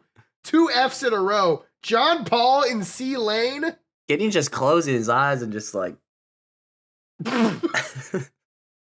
This might actually be the worst draft from any team in a single season. Yeah, so Dude, far. The Sallies and the Cuties are competing. I'm just looking down. I'm just looking like they're out. Oh, yeah. Bad. Unreal. And they win the chip this year also, by the way. Yeah, because they're season 1 draft. Yeah, because season 1 draft. And they traded for Goober. That's also true. That's huge. I mean, I don't know. Yeah. Craziness. F for that guy. Then pick 4, Preston Donahue. C. If we put Groove Sloth, I think it's also a C. Then pick 5, round 2, Piano Man. S. Yeah, that far down. S, right? Right? if we put Ian A first pick, and then now we get the second round, you pick a guy with the same amount of wins, one All-Star, an award. Is he more? Has he? I mean, Ian. First overall pick versus 13th overall pick, though. Very big difference. There's a big difference. I'm just thinking, like, I think Ian has had more of an impact. I would say, like, he's the captain now. I would agree. He took the step, but also he was the first pick, so there's a difference. Yeah. And yeah. I'm and good there with aren't, like, many players lower than him that I'd be like, I don't know if there is a better pick for the Dragons here. Let me just. Well, there's not much, but I mean, I can. There's a couple good guys. They're all toss-ups. Yeah, they're all very close. I'm fine with putting him in E. Like he's at the edge of either, like, in my mind, like, thinking about the play. He's at the, like, top edge of A or at the bottom edge of S, and I'm good with putting him either one. Yeah. The Mama Llamas are up next. They pick Max Power. I mean, that's an A or an S, right? Yeah, I think he has to go in the super similar spot to Piano Man. They have similar careers. Pretty similar, actually. Season 1 or first season, nothing. He's not an award winner. He's not an award winner. Nominees. What's the difference? Yeah, what What's is the difference difference in the Piano Man is the 12th rated. Max Power is the 18th. Where did we decide to put Piano Man? He was we gave him an S. I think Max is Max is vice captain. Is he the best player available? Where did it go? Well, I don't know. I don't think he is. I don't think he is. But I mean, that's kind of the same for Piano Man in a way. Like, those players. I feel like Piano Man's an award winner though in the second round. That's fair. I guess the award, I guess, is a little chain. I just think they're super close. Like, I think they're, like, very comparable players, and I feel like usually we put those guys in the same. I think if Ian's an A, then Max Power is an A. I think Max is an A. That's why I just feel like maybe Piano Man is also an A. If those two guys are, like, I feel like Ian, Max. I feel like that's around a 98 overall award winner.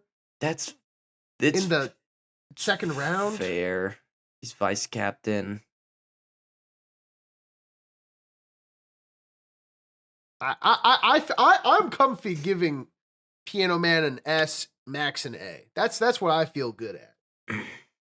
I think that's accurate. I just feel like I'm trying to remember who we put an S. I feel like there's the line. I don't know. I think he's right at the A spot. I just think the S is like that's like your top 10 Board Wars players up there, in my opinion. Like, we've put Goob, Slushy, myself, Caleb Ward, Enigma. I think those are better S tiers. I think Piano Man is like. I think he's a tier below that of those names. So you would give him a 4? I think I'm fine with putting him S. I just feel like I feel like he's right there. I'm gonna flip a coin on Google. It's fine with me. But, like, do you not disagree? Like, the name, I feel like he's more comparable to the names in the bottom, in the A tier, than the S tier. You win. Okay. I called tails and it was heads. You win. I appreciate the honesty. For the fourth round pick, or he's a B or an A. The Raptors. The Raptors at the end of the second round here pick Bucky Jackson Gravatt. Has a win.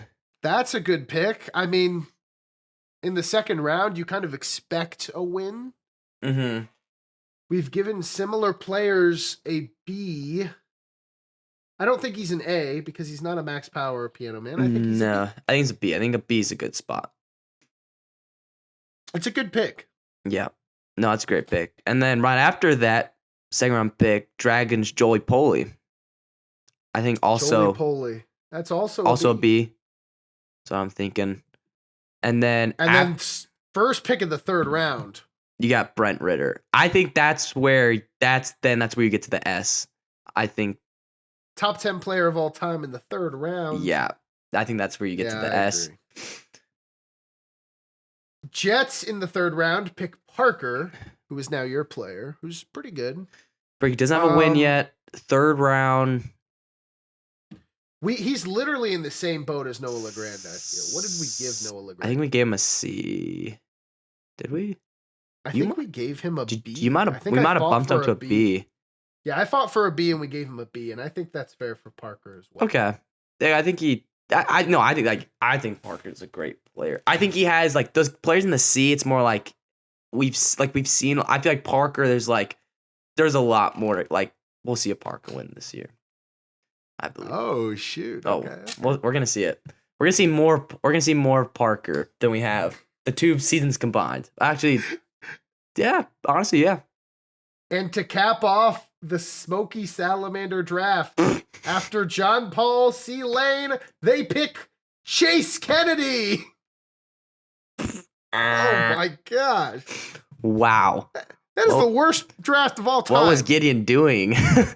I don't know. Street 3 Fs? Terrible. Like, actually awful. Man, I mean, I hope Slushy is a better drafter than Gideon. You know what? I'm worried for the Crows.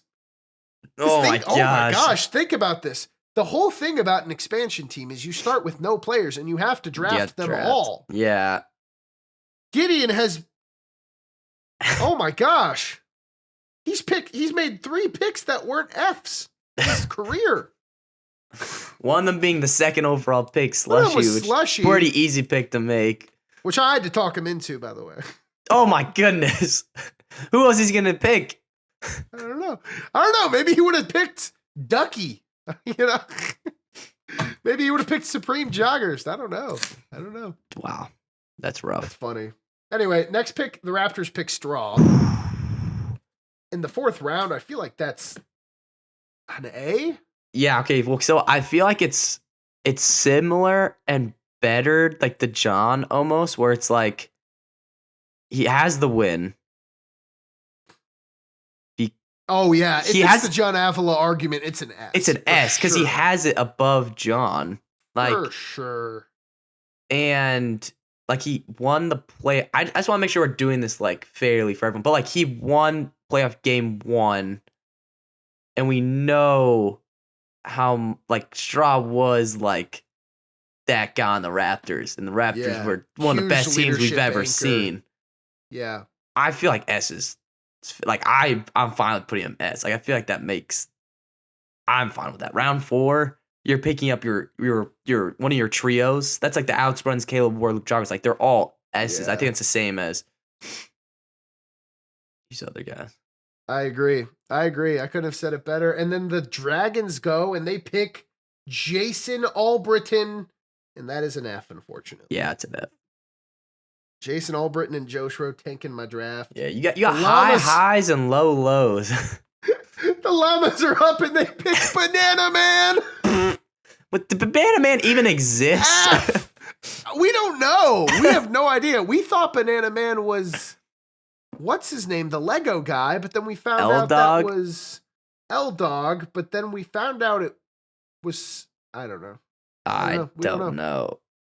This was back when we put the signups publicly just on our YouTube description and anybody could sign up. Comment if you're Banana Man down below. We must know. If you're the Banana Man, let us know. Yeah, I don't know. So if you have to question whether a player you drafted is real, this is literally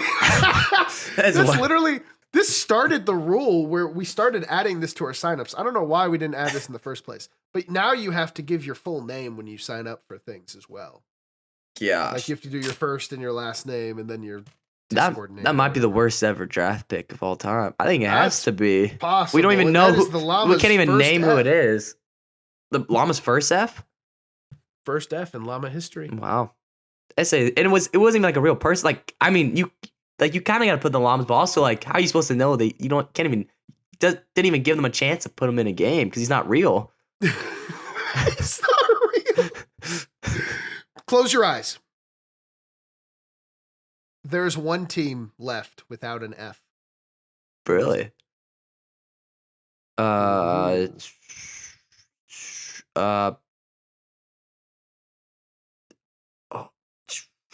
Jets? Yes, it is the Jelly Jets. That's Yes. good. That's good. No, yeah, the Jelly Jets have had a B, A, B, C, A, C, B. This is crazy. Oh my gosh. What? Wow, that's pretty awesome. The Beavers pick Black David. And that is probably a C. Yeah, I don't think it's not an F because he's that far down. I think C's a good spot. The Cuties pick Goose in a Well, and that's a... What did we give the third round picks that are kind of like this in the other? I think it was a C. We might have given them an F. We gave I them feel like C's. Okay, yeah, I think C is the spot to put them in. So Black David gets a C, and the Cuties get a C for Goose in a Well. They've broken their F streak. That is good. That is good. But still, FFC for the Cuties this year. Brutal. And then the Llamas pick Pegasus. That is an F, I guess. Who is Pegasus? I don't know. And then the Beavers pick They drafted Camden. back-to-back people. We didn't even know who they were. We don't know. So they're Fs. They have to be. Back-to-back They have to be. Fs. And then, I mean, I don't know. I don't know. Thoughts on the season 2, I guess, before we move on to season 3? Season 2, it felt like there was a lot of either hit or misses. That's what I was feeling. There was quite a bit of big, like system changers, and then a bunch of but also it's like that's also like they had one less season than like the season 1 guys, so it's like you have less production to play with. But yeah, there's some potential guys who I think can win a game in the future, like Parker, like you said, you think could win, or Goose in a Well, Groove Sloth. I think theoretically could get it done like that. We just haven't seen it pan out yet. Yeah. And I think honestly, the season 3 draft might be even more so hard to tell because it was literally one season. Yeah. But let's see. Alrighty. So let's go take a look. The Astro Bears have the first overall pick. They pick Papa Bear. A? A. One. He has A win. I think it's A. Well, is it a?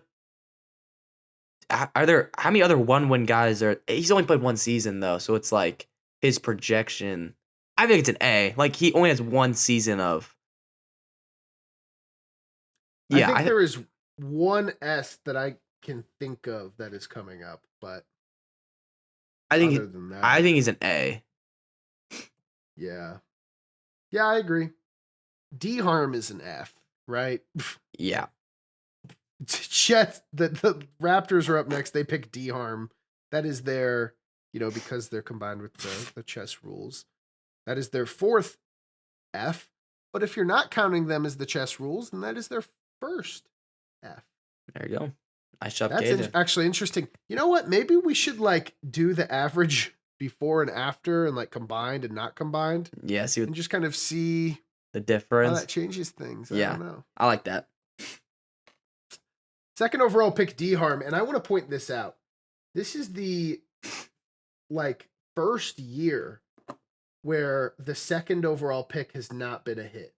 Because it was Slushy and then John. The first overall pick was Caleb and then Ian and then Papa Bear. So this is the first earliest pick that is back. Top 2 pick. Wow. Huh.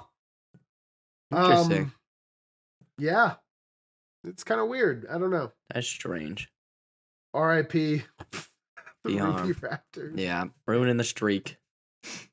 And then The Jelly Jets go up and they pick Python, and I think that's an S.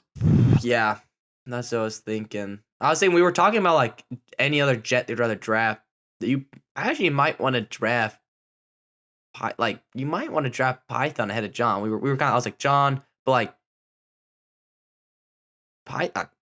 Python's now their Python's captain actually the after captain. 1 year. Yeah, actually, he's their captain and won 2 games, won Rookie of the Year. Yeah, I think he's S. I think he's S. I was just like thinking about that, like that statement we had made earlier. Yeah. The Beavers are up next. First pick of the first round. Their first pick of the first round, 4th overall, is Serial. And this is kind of a John Avila situation. Yeah. I don't think it's not like as extreme on either ends. Like he's only been in the league for 1 year, so a lot less like losses.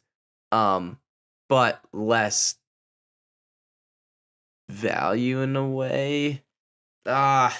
He's a first round pick. Like He's an award winner. yeah. He's a vice captain nominee of the year in 1 year. So, I mean, he's been nominated for 2 awards and he's been in the league 1 year. I kind of want to put him in B. Just like his, like, where did we have him in the legacy? Because I know he was decently up there for non. It's just this. He's literally right next to Mr. Java. Okay. Then 36-37. Then, yeah. Then I feel like he has to be. I feel like he's got to be an A, right? Yeah, that's fair. It's more of like a locker room. That would make the most sense. Yeah, I agree. I had to think about it. Those type of guys are difficult. It's like you have to look at more than just the stat sheet a lot of times. Next up, the Bears draft Dash Power. Yeah. We haven't even seen a game from him. Yeah, I mean it's difficult. It's like that's an F, right? I guess so. First round, we haven't seen him in a game. Yeah, I think he has to be F. That's unfortunate. Yeah. As sad as that might make the Astro Bear Nation. I think he has to be. He just didn't get in a game. We traded him also. Like I traded him. Yeah. Wasn't anything on Dash. It was just politics, things happen. This industry, man, it'll chew you up and spit you out. All right. Next guy, Dragons, Sigazale. That is interesting. So difficult with 1 season. B. You can't expect them to win a game in the first round, right? Or is that the expectation? I don't know. We kind of are. Well, I feel like the first round guys you kind of do like your first guy is like your rookie of the year. Like you're expecting to get a win. Okay. I feel like you do. Then it has to be a C. I feel like you do expect them. He's a great player though. But no, he is. Probably has to be a C. Yeah. He's probably going to win a game next year. Yeah, I mean that's got to be a C too then. I think it's also C. He did play in a playoff game. Yeah, I don't think it changes too much. And then after him, still first round Tribesman. But nobody thinks of these 3 picks as bad picks, but under our logic, they would all be C's. Should we maybe make them all B's? Because it'd be like average. Yeah. It's difficult. It's like winning a game isn't. It's like average is like right in the middle ish. Yeah, I like those guys. I don't think of like C. I think of them as B's. I do think of them as B's. I'm fine putting B's. All 3 of them B's. Yeah, I'm fine with that. And then the Salamanders rear their ugly head, and they draft Gary. What are the Sallies doing? That is 4 Fs in a row. Yeah, 4 in a row. The Salamanders. This is actually why the Sallies kicked out Gideon. He can't draft. That's actually why. They coasted for so long off of the Goober trade and just Slushy being Slushy. Yeah, second pick in a trade. Similar to Cuties. You know what? The Sallies are literally nothing without Slushy.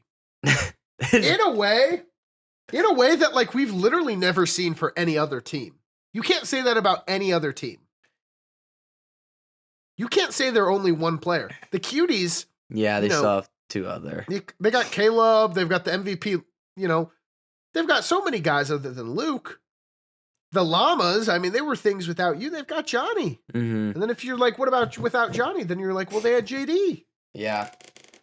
And then, I don't know, like, maybe you could say the Beavers are nothing without Drew, but... I think that's definitely true. But like they're not good. Yeah, exactly. The Sallies won. But like the Sallies are. We put them as a second best team, or we did. Yeah, second best. They're literally nothing without Slushy. Like if Gideon wins a couple games, that's good. Goober won, a lot of games this year actually. Mm. That's pretty impressive. But like Slushy won all of their games in the playoffs. Yeah, he's won all of their playoffs. He's won all of their playoff games. I don't know. Goober deserves some credit though this past year. He does. Goober had a great season. They don't make the playoffs if it's not for Goober. Yeah. So maybe I'm wrong, but I don't know. They're drafting so bad. We got to hate on the Sallies. Yeah, that's bad. That's very bad. And then after that, beginning of round 2, we got Lil T. C. One game. I like C. It's like one game. But it's also we only saw. It's one season. We only saw one game. I feel like C is. Yeah. I'd like definitely not anything higher. I think that's fair. Yeah. I don't think it deserves an F. I don't think. Yeah, I think it's like. I think a lot of these guys like one season. It's hard to like put them in F. Squeeze. That's probably an A. A? He's 1 for 1. Where do we put Jacob? We probably put him in B, but he also played 2 seasons. Was Jacob the first round pick? I think he was. Oh, you might be right. Yeah, Dan B. We gave him a 3 or a B. Yeah, I think B Squeeze makes not only one. He played only 1 season. They're assuming he's gonna have more. Second round pick. Same game, 13 kills. Yeah, later down the road. Yeah, I'm fine with that. That's an A for Bleeze Queeze. Then we got Wonder Boy. B. I would say B. I think that's where my head goes to. It's like solid player. Gonna see more in the future. That's what I think of. Next, Sloppy Joe. F. Yeah. F. And then next, played. Bears, Cheddar Bob. Cheddar Bob. I think he still has to be. I mean, B? I think he still has to be put in B. I feel like he's similar to those guys. Yeah. If we put all those other like 6-0 tribesmen, all like potential winners, but didn't get the game done, similar to Cheddar Bob. So B. I like that. AVFY is an F. F, yeah, I didn't get a game in. The Jets pick AVFY. Bad pick. The Cuties pick Akio Dub. A. Best winless player of all time. Toe-to-toe with Slushy in game 4 of the playoffs or game 3. Who's like Toe-to-toe. Yeah. But this was his first season? Yeah. Yeah, I feel like because it's higher than like we've seen. Like it has to be like he's at least higher than like Sigzel, Cheddar Bob, Tribesman. But like, I feel like that deserves an A. Yeah, that's gonna be like one of 3 in the entire draft. Yeah, no, okay, you know what? That's fair. Yeah, when we only have 1 season, I think you have to give a little bit more of a leeway. No, I'm good with A. So the Los Cuties draft Akio Dub, and they are having a better draft than last year. Last year, they had a F, F, C, and so far this year, they have a B and an A. Okay, that's solid. It's pretty good. Next, The Beavers are up next. King Arthur. F. Bum. Yeah. So far. I think he'll play next year, and I think he'll be good, actually, for the record. Yeah, no. Yeah. Do we think he gets like the C then? It's like we think No, he hasn't played a game. That's fair. All right, we'll put him F. Yeah, if I draft you in the second round and you don't play a game, yeah, okay. F. Yeah. All right, F. Next. Sally's show up again. I don't even need to read it. It's another F. We're serious. It's McLicious. F. Yeah.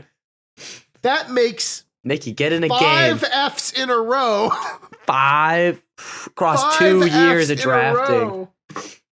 2 years, not anything higher than an F yet for the Salamanders.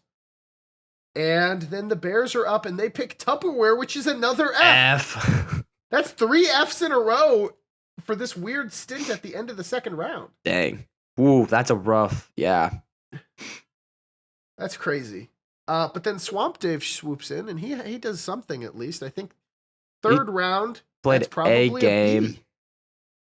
B. Yeah, he played. Yeah, third round, 1 game. Sure, we can put him B. I think that's probably a B. Then they pick El Nino, someone who we were debating, is this the worst player of all time? C? I don't know. Then we put. It's hard. He's played games. I feel like he has to go in C, but like. Would you rather have AVFY or El Nino? I mean, honestly. I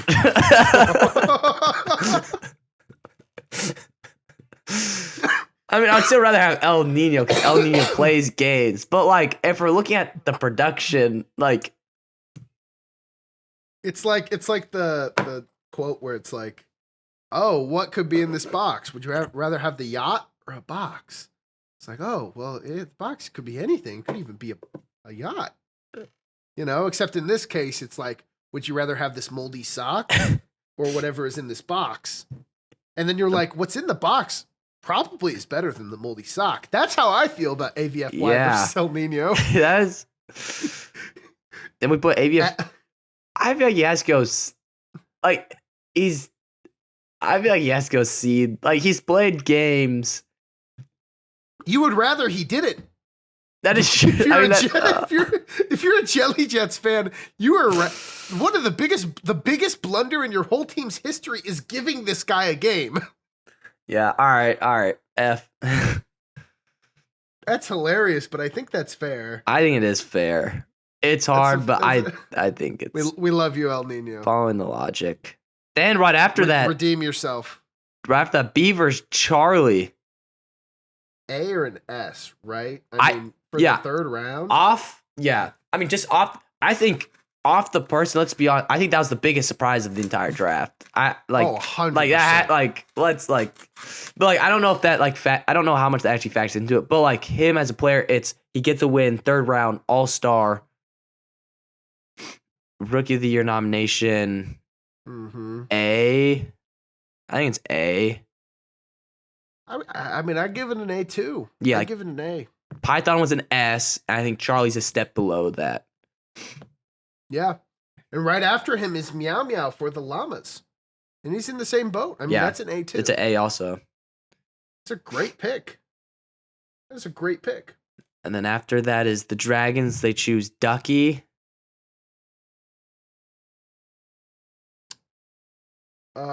Ducky, that's an F. F, yeah. I was trying to think, yeah. Yeah, Ducky. The Dragons picked Ducky. So far, nothing. That's an F. Yeah. Cotton Eye Joe goes to the Cuties. That's an F too. Yeah, that's another F. F. Birdger Kimchi for the Dragons. I think he's a B. He's pretty far down there. C or B. We gave Swamp Dave a B, so I think he deserves it. Yeah, and he's drafted below him. Yep, that's fair. That's fair. Then we see Skywalker get drafted, and I think Skywalker's an F2. Yeah. Didn't get a game in. Then we got Toast. That's an F. That's another F. And then we got Justine from the Raptors. That's an F2. Yep. Wow, that's one. That's 3 right there. 3 in a row. Now, here's the interesting thing. We start to get into the compensatory picks. These are guys that shouldn't have even been drafted, really. Yeah. So the fact that the Bears here selected Sam Mokwa, I don't know. I think an A is ridiculous, but a B, I think that is fair. In that situation, I think is fair. Because I think of these comp picks, I'm looking through them. Yeah, I think like looking down the line, I think he's the best comp. Yeah, he's a good pick out of the comp of that round. The first ever comp draft. The Llamas select Penguin Goon, and that is an F. F, he didn't play. We'll speed run. The Cuties selected Coleslaw, that's an F. Yep. The Jets selected JJ Ona, that's an F. The Beavers selected Caleb Joggers, that's an F. F. Is maybe the fact that you don't play as a comp pick not an F instead of C? Because maybe we don't expect you to play? I don't dislike that, because that is like the mentality I think you have. Like, these are like last picks. These are like the extra guys that are like very new to the league. I think that's fair to say. Like, they're the C. I think that's smart. I think that's fair. Does that mean then the next guy, Donzie, who played a game, is a B? That's fair. And then Jude didn't play game C. And then Skeletevin, our last pick, played a game. So he would also be a B. Yeah. So we're saying, yep, you got a B there with Dons. Then the Dragons draft the Jude, which is a C. And then Skeletevin finally breaks the Salamander streak as they go from 5 Fs in a row to finally a B. Wow. Riveting. Wow. Riveting. Wow. All right, Gus. Crunch up those numbers. Yeah, we're going to crunch the numbers. We will come back to you in the next segment with our results. And the reveal of the final scores of all of these teams. What are their cumulative draft grades? JD, you are going to have to guess before I reveal you the answers. Does that make sense? Yeah, no, that makes sense. We took a little break. This is difficult. Like, we did all of them at the same time, but like, I just heard a bunch of numbers. Like, so trying to recall it was pretty difficult. You want me just like to say like down the line what I have, like my order? I think we'll go bottom up. I'll reveal the place of the team, who got last place, and what letter grade they got on average. Okay. But you have to guess first. So who do you think has the worst grade? At the bottom of my list, I put the Smoky Salamanders. Okay. Am I right? It is not the Smoky Salamanders. Who's the worst? With a C-, the worst, by a very thin margin, was the Barbecue Beavers. Oh. C- draft grade. They have the lowest draft grade in history. Cumulative over all of the years. C-. Looking at the numbers, their early years just weren't strong enough for the onslaught of ones that were to come. Their best years, their best grades they've ever gotten were 2 A's. No S's. One of those, I think, was Charlie, and one of them, I think, was, no Ryan? S's. One of them was Charlie. No, Charlie, he got a B. You're right. He was first round. Gravatt? No, he wasn't drafted by the Beavers. I think it was we gave it to Charlie and I think Cereal. Baby Bucky and Cereal. Wow. Are the only A's they've ever had. And some of those can be reaches, on our end. So, if anything, we were generous. Yeah, that's what I was thinking. Wow. But, yeah, still the lowest in history. They had some B's. Ryan Jogger, 7th Sense. But they only had 2 A's and 2 B's. in their 12 selections they've made. So a third of their selections were even average or above. Ooh, that's not. Honestly, It's not ideal. that's the worst. That's the worst out of it. That is the worst. Now, who do you think? Who was your 7th place team? At my 7, I had the Beavers. Was it Okay, the well, set? You did a little flip flop. Ah, dang it. 7th place is the Smoky Salamanders, marginally better than the Beavers. Also a C- grade. Oh, was that close? Yes. They obviously had one S, which was Slushy. They had Slushy 2 Karen. A's, which was Caden and the Tercios. And then they had 1 C, which was Skeletevin, and the rest of their picks were Fs. Ooh. So higher highs than the Beavers, but so Lower. many Fs completely bogged them down. That's what I thought they. Another thing that's so funny is they've only made 10 selections in their history. How much has other teams? Is that a lot lower Well, than?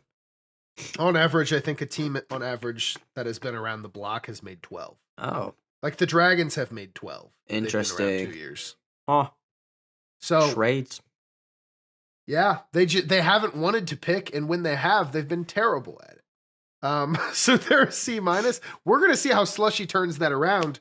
And will Drew turn that around? We'll see. We'll see. It's working out for them somehow. Yeah, I think the trades have been in the Beavers' favor these last few years. I think so. Man, those were the 2 I was confident about, Gus. Like the rest of them, like Really? like this middle pack, I really don't know. Because at 6, I put the Rules and Raptors. Really? I did. In 6th place was actually the Los Cuties with a C+ average. C+, Dang that's it. pretty good. I mean, it's actually not. It's more like a C. But to be nice, we'll say it's a C+. They had 2 S's in their first year, Caleb Ward, Alex Bruns. After that, they had 1 A, which was, I guess, Accio Dub. Yeah. Then they had 1 C, 2 B's, and the rest are F's. So, unfortunately, the 5 F's that they've had in their drafting history has just bogged them down in spite of their 2 S's. Dang. And in fact, if we're actually looking at this, I believe they have the most S draft selections. Just kidding. There is 1 team that has more S's, which I guess we will get to. Really? Wait, how many did they have? 2? The Cuties have 2, but there's actually 1 team above them that has 3 S's. I don't know why I'm blinking. Okay, so I'll reveal it later. Yeah, so that means the Cuties were at 6. Uh-huh. All right, well, at my 5, I had the Cuties. Okay. Well, this time you actually did not flip-flop, I was just my off. dear JD, Dang, because you had the Astro Bears at this spot. They are very close, just marginally better than the Cuties. Also a C+ grade. The Bears have had a smaller sample size, only 7 picks in their team's history because they're new. They have not had an S. They have had an A. They've had, after the A, they've had 3 Bs, a C, and 2 Fs. So it's more recent, so it makes sense that they're actually like near the middle of the pack, but kind of on the lower end. Mm-hmm. Because they're exactly 5th place, right? So they're exactly in the middle with, just like on the bottom end of the middle, I guess you could say. Yeah. Middle of the pack. That's kind of what we expected, I guess. Only 1 year production. We're on the. So it's okay, JD. You're hanging in there. It's all right. Better than Gideon, though. That's all. It's true. It's true. Better drafting in him. 4th place, who do you think sports it? I had the Bears there. Okay. Well, you did get these middle 3 correct because this is the Ruby Raptors. Okay. Chess rules. So you kind of got the middle 3. You just kind of like switched them up. Swap them around. I did pretty good. I haven't gotten any of them actually correct, but like. Well, this is the interesting thing. the Ruby Raptors have the most S's out of any team. Oh. Goober, Enigma, Yeah, Goob, and that's what I was Straw. Yeah, that's what I'm accounting for. That makes sense. Yeah, I now, forgot about Goob. unfortunately, that was not enough to pull them out of the gutter, as they also sport 4 Fs, 2 Cs, a B, and that's the rest of theirs. So, unfortunately, that kind of brings their average down. They've only made 10 picks, as well as the Sallies. They're tied for actually the least amount of picks taken. Interesting stuff from the Raptors. And, maybe some of these will turn around here in the future. I hear they've got a pretty good class coming up. But for now, they're the 4th best grade in history as we approach the top 3. Okay. This is where I can get them right. All right. At my 3, I have the Llamas. No. Unfortunately not. Oh my gosh. Have you gotten one of them right? No. Just barely? I've been correct in the kind of order. I'm not it hasn't been super far, but no, I haven't got actually any of them right. It is unfortunately the Purple Dragons. The Purple Dragons, I don't know if I said this, the Ruby Raptors got a B. So did the Purple Dragons. Purple Dragons have made 12 selections on average, which is average. They have 1 S, what looks like 2 A's, 3 B's, 2 C's, and 3 F's. So pretty all-around B team. I mean, that is a decent drafting history. Good job, Dragons. Good job. 12 picks in 2 years, by the way. That's a lot. They've done well. I'm starting to question my list, but I have to go what I got here. Because you said the 3 was the Dragons. Which, I mean, we're going to do KOV style. We're going to do the first team. Who was number 1. All right. At my number 1, I put the Jelly Jets. You are correct. Yes. Let's go. You got 1. That's awesome. That's awesome. Now, the Jelly Jets got a B+. Dang. Which is very good. Also, that is very impressive because they also have the most picks. They've picked 14 times. That's insane. And they're still the best. They're good drafters. I mean, they've gotten only How 1 are they S, the worst team? But they've got 3 A's. They've got 1, 2, 3, 4, 5 B's, 3 C's, and 2 F's only in their whole team's history. I think the reason they're actually so bad in spite of their drafting is because they keep trading these players away. If you look at their first initial season, Jacob Dieter, great pick, traded away. Timothy Wright, great pick, traded away. Noah LeGrand, traded away. Caleb Fletcher, traded away. You look at their season 2 draft, John Avila, Groove Sloth, and Parker. 2 One of them is still on the team. Yeah. They have retained 1 player out of their first 7 picks. Whoa. That is insane. That is why they haven't sustained it. They've switched it up so often. So hopefully with Python going into this season of maybe more of the same, they can actually build off and maybe go into the future bright. Now, obviously we can't skip over the second place team, the Mama Llamas, who also aren't as good as the Jelly Jets, but they're so close. Mm-hmm. They're also a B+. So very good, Mama Llamas. Mama Llamas got 1 S grade, which I believe was JD. Mm-hmm. They got 1, 2, 3 A's, which was, I think, Jeff, Kyle, Max. I think it was Jeff, Max, Meow Meow. Oh, okay, that makes sense. And then Kyle was a part of the B group, which there were 2 B's, and then there was 2 C's and only 2 F's, which all things considered, not too bad as we're kind of figuring out. So, yeah, the Llamas did pretty good, B+. But I mean, JD, we're entering this new draft season, and I mean, I think in multiple ways, the draft is becoming more of a deal in the future as the recruiting portal is kind of getting more deep. I mean, in years past, I mean, Board Wars Season 1, we had, I mean, let's see, how many people were drafted? 24.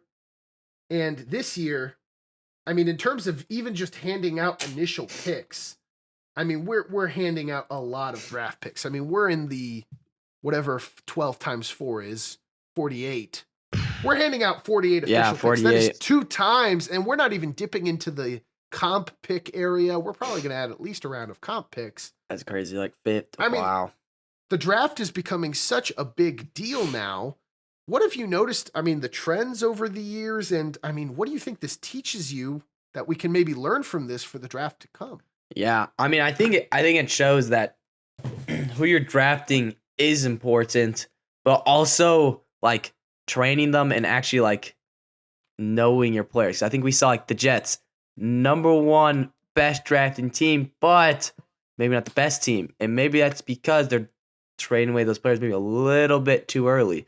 So I think we're kind of seeing like some players take a lot more growth than just one season. Like maybe the Lambs could just trade me away season 1, and they just traded me away, and then I have my MVP season somewhere else. So I think it definitely looks like you need time to grow as a player, but also it kind of seems like as the season's gone, those players have gotten like better faster than like as we moved on. There's a lot of like high players like in that last draft and the one before where it's like it took them only like a season or two. Where like that's you like that sophomore year looks like for these draft picks is usually when if you're hitting your stride, that's when you're gonna hit it. That's a great, takeaway, JD. I completely agree. And I think it's also very interesting looking at it, just the way that certain players will develop super fast, like you were saying.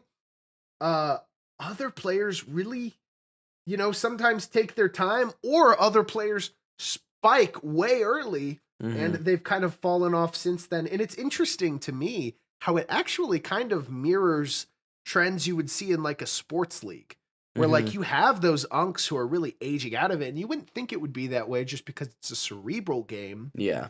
But we're noticing some of the kind of same trends. And, yeah. I'm a big sports psychology guy. I wrote a lot of papers in like some of my AP classes in high school just about sports psychology. It's always interested me. And I love this sentiment that, because, you talk about the definition of what is an athlete so much. Like that is a question that gets tossed around. And I think the spirit of competition makes you an athlete.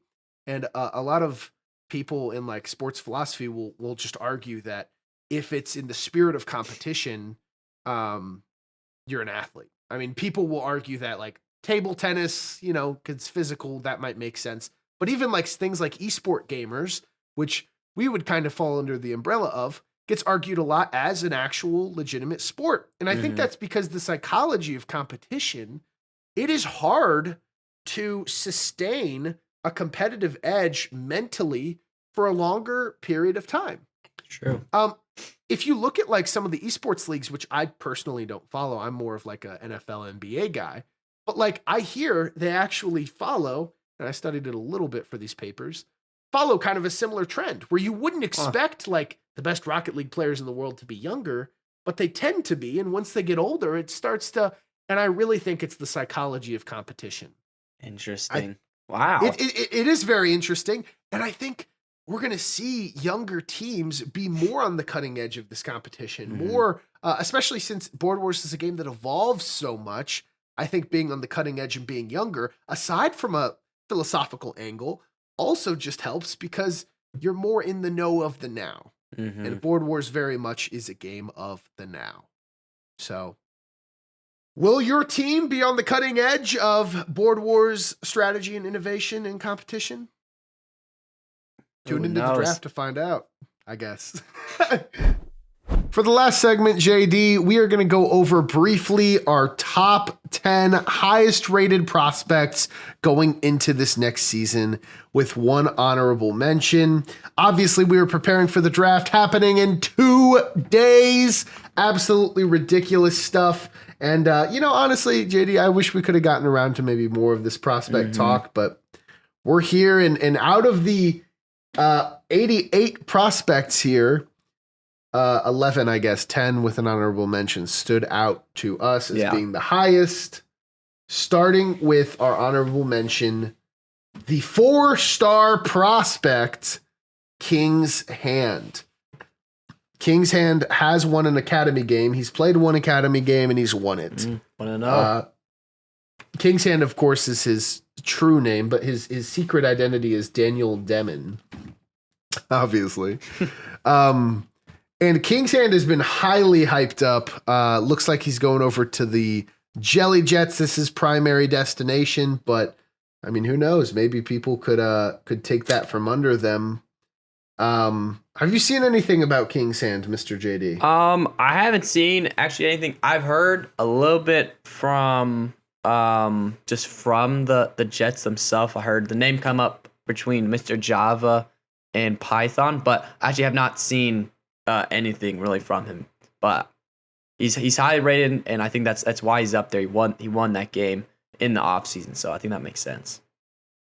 He very much did. And going over to the 10th highest rated prospect, looking to go potentially to the Ruby Raptors. I think his name is Adi, I think is his name. Adi, Aadi, Adi Kadam. Adi was at the ceremony this year with the Ruby Raptors, hanging out, and he shared some meals with us. He watched the ceremony, and it inspired him, man. He is ready to get going. He hasn't had an academy game officially, but he's heard about the game, he's seen the game, and he is a very intelligent individual.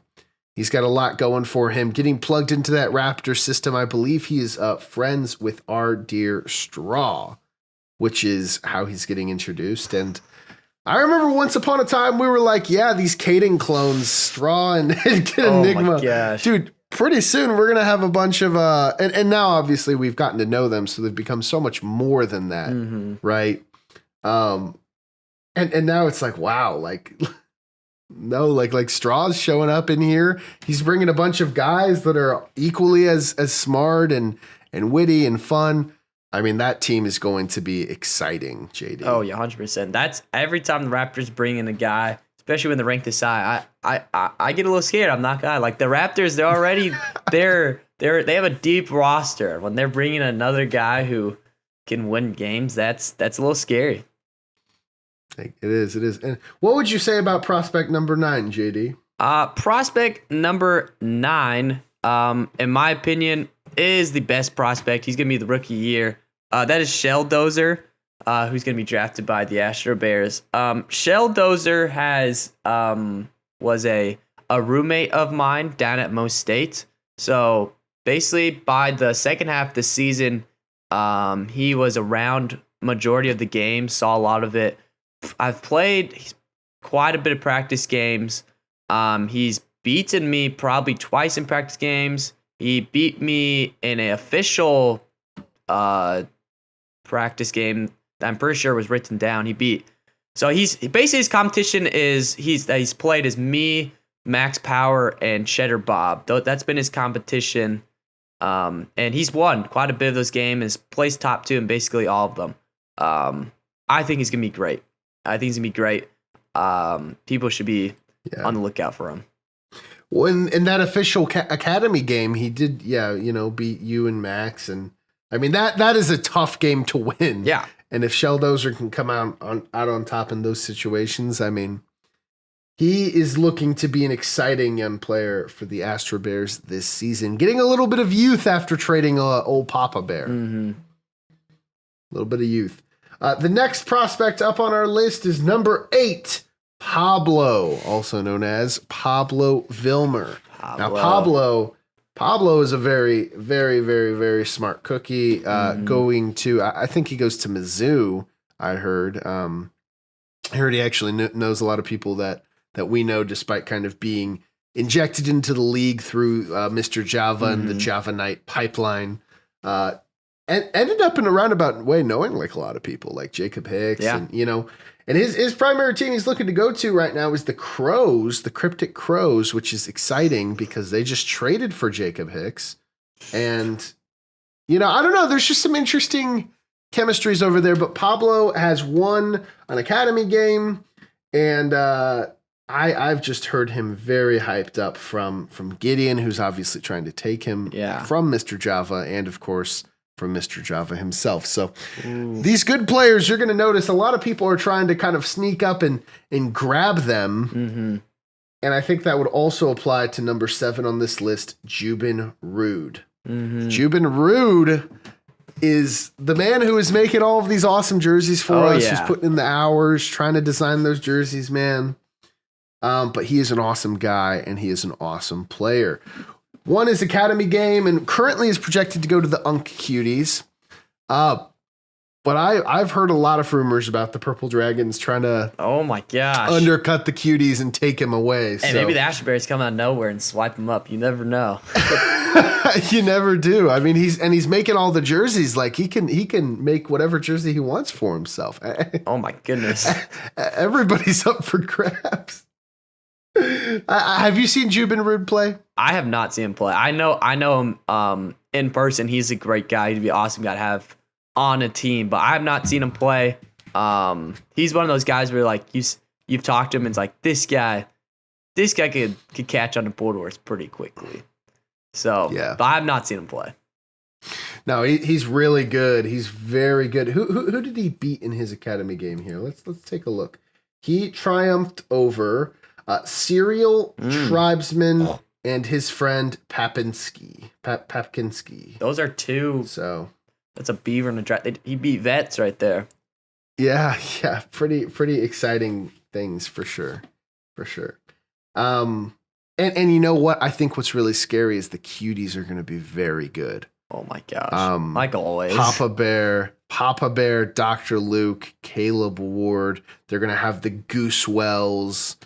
And now they're drafting Jubin Rude. Oh my gosh. And the prospect right above him, again, these are all 4 stars, is the 4-star prospect, not Dr. Luke, but Dr. Luke's med school friend, who I think is actually a doctor, Dr. Nate. Gosh. Dr. Nate. And now there are whispers around, because I think the only thing we were thinking about is, okay, sure, so Luke's got a doctor friend who's joining. Not only is he going to play the game with Luke, but he's going to, he's a doctor himself. Great, right? JD just looks defeated over there. I can't beat all these doctors. but also but I think the primary concern was, is he going to actually play games? Because he's a doctor. He's got a lot going on. Oh, yeah. He signed up for 2 games. At least 2 games, we're going to see Dr. Nate in here. So, I mean, it's craziness. I mean, they're going to have an awesome team this year. And I can't really believe it, I think. I'm just kind of in awe. And, they have the best player that hasn't won a game at Akio Dub. Yeah. Oh. I mean, that's why we had him at I think we both had him at the 3 seed, I think. Yeah. Yeah, we did. They could definitely, and if they make it to the cup, I mean, they've got as good as odds as anybody to win it, eh? So, scary that they've got 2 top 10 prospects. Number 5 on our list, JD, is Neutron. Neutron is an absolute dog. Neutron was introduced to the league from Slushy.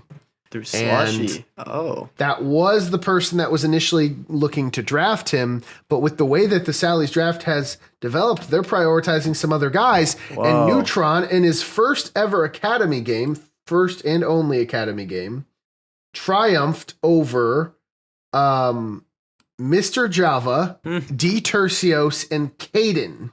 What? In his first and only academy game. That's pretty... 0 help, by the way. Dang, that's pretty good.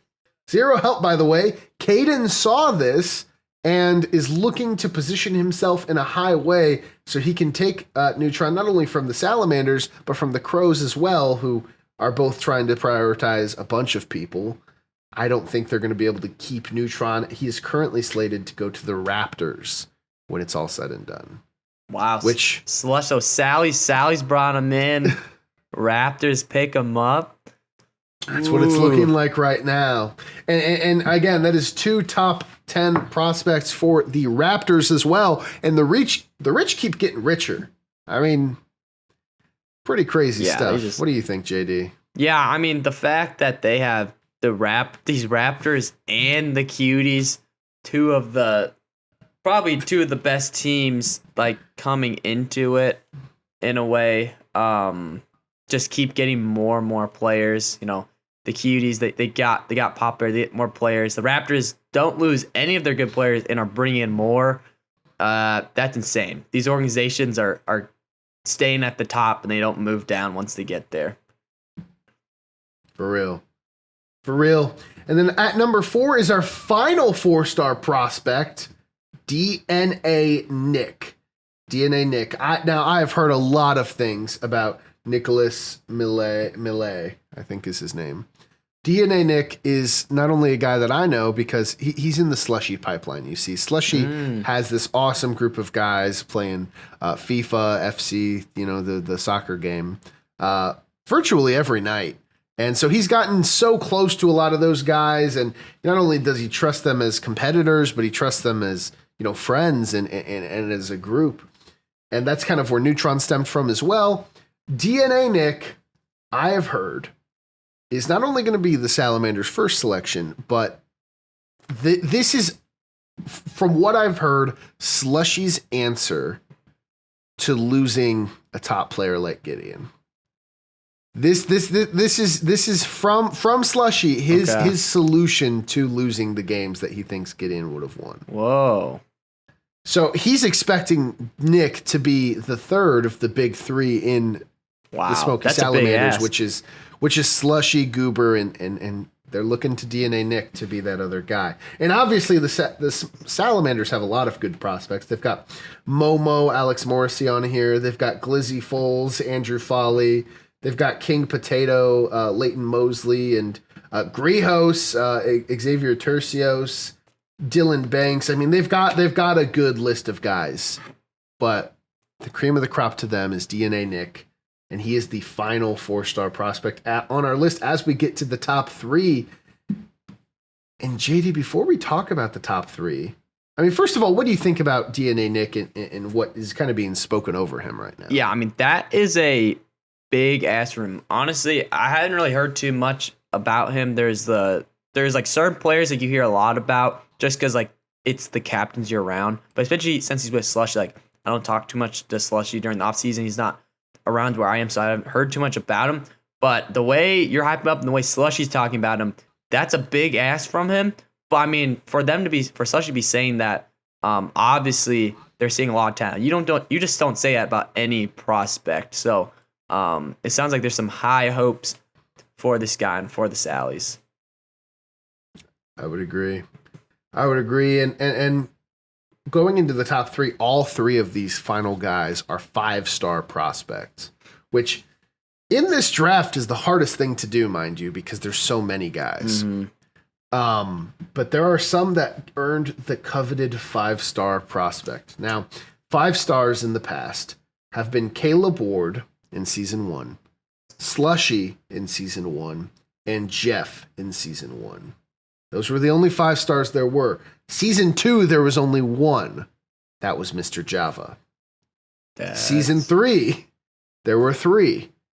Those 3 were Papa Bear, Serial, and we haven't seen it work out yet, but he's been super reliable. Pascalliwag were the 3 5-star prospects.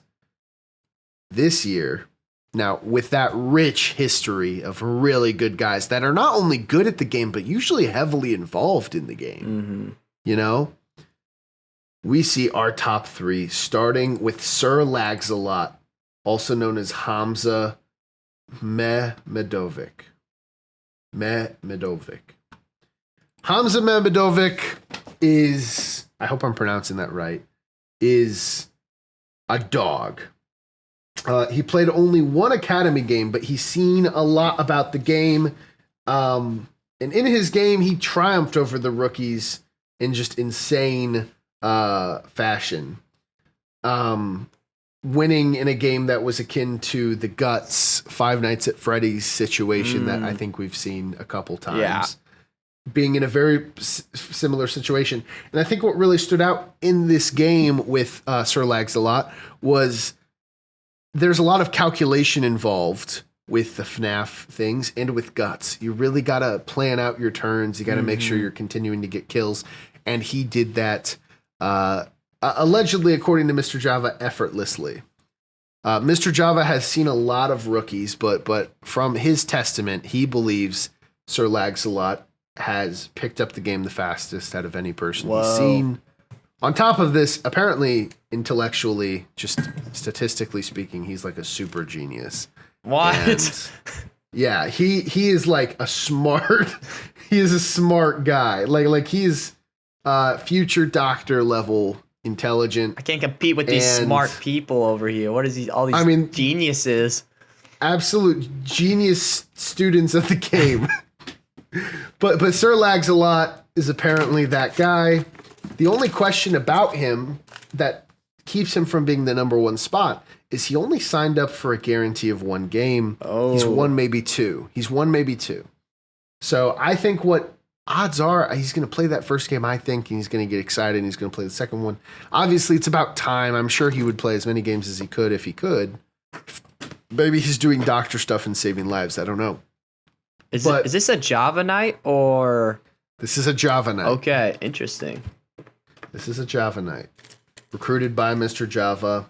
But he is not even in the top two, who these people above him are going to play probably like 3 games each. And they are going to be the best of the best. Both of these final 2 guys have actually won 2 Academy games. They're the only players that have been able to say that. Starting with AB. AB in his 2 games were impressive. He triumphed over Baby Bucky, Lil T, and the guy who's actually above him on this list, Cryptic. Oh. He beat Cryptic. In his second game, he beat Sigazale, Yo-Yo, and Pablo. So that's a top Pablo, who is a top prospect. So this guy is starting to shape up like the slushy we all know and love. The guy who is beating those top dogs consistently, never lost an Academy game. AB Ethan Caldwell, currently slated to go to the Cryptic Crows, and that is interesting stuff, man. And obviously, you got to talk first about the GOAT before we kind of talk about these two. Cryptic is number 1. John Paul Johnson, Cryptic himself. Cryptic, ironically, is not slated to go to the Cryptic Crows, but because anybody would take Cryptic if they got the chance. The Waffles with the number 1 overall pick, I've heard whispers their number 1 overall pick is going to be Cryptic. Cryptic has won 2 games, triumphing over King's Hand. Remember him? Yes. Pablo, Gojo, and winning. Yeah, Pablo has played a lot of games. Also winning against Rally, who is a top 15 prospect, Dante, and who is this last person? Oh, is this a typo? It looks like Brent Ritter. Oh. That looks like Brent Ritter to me. But Cryptic is an absolute dog. Obviously, he has lost head-to-head to AB, but a lot of AB's games have kind of come down to the wire a little bit. And I've heard Cryptic's games have just been absolute blowouts, and he is slated to go to the Waffles. So of those 3 5-star prospects, 2 of them are looking to be Waffles. One of them is looking to be a Crow.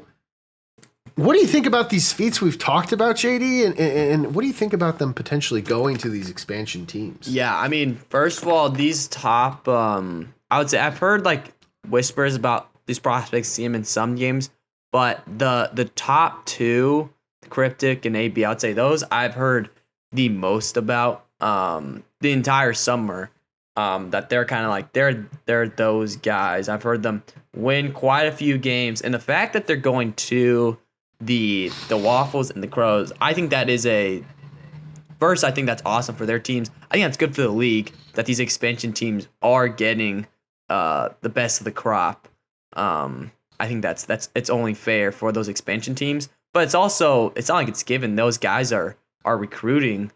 That's Gideon and Mr. Java going over with the G League and running these games, getting those players. So that's a testament to their hard work, getting those top players. But I mean, if they can get them, those are the two captains that I think can get players into the league and get them game ready the fastest. So the fact that the top prospects are going to the top like captains in a way, that's like a perfect combination for these players. Like they're gonna be put into games, they're gonna have the help, and they're gonna be put in a position to win games and produce very quickly. Yeah, and we said earlier, like, we aren't sure that the Waffles are going to make even the wild card at all. I don't know. Depending on how these guys pan out. Yeah. I will say the history of the 5-star picks are actually really convincing to me. But we'll see how they go. But, I mean, maybe the Waffles are going to surprise us. Maybe they're going to surprise us. I would love a surprise. Thank you all for watching this episode of the official Board Wars podcast. The draft is in 2 days, but thankfully, this is not the last you will be seeing us, because the day of the draft, August 8th, we are going to release an episode entirely dedicated to exciting announcements where we will be revealing the cards that will be in this next season, the items that have changed in the item deck. We're going to be unveiling some new exciting Board Wars technology, and it's going to be an awesome time making some really exciting announcements. JD, why should they tune in on Saturday for the draft? Yeah, tune in on Saturday. One, if you're in the league, support your team, support your team that are drafting these players. Two, it is 6 days before game one. Like, we are right around the corner. So you better start prepping, get your mind in board, start thinking of those boards, start thinking of those tiles, because the game is right around the corner, and we're gonna start picking up fast, and it's gonna be a fun season. It will indeed. You heard it here.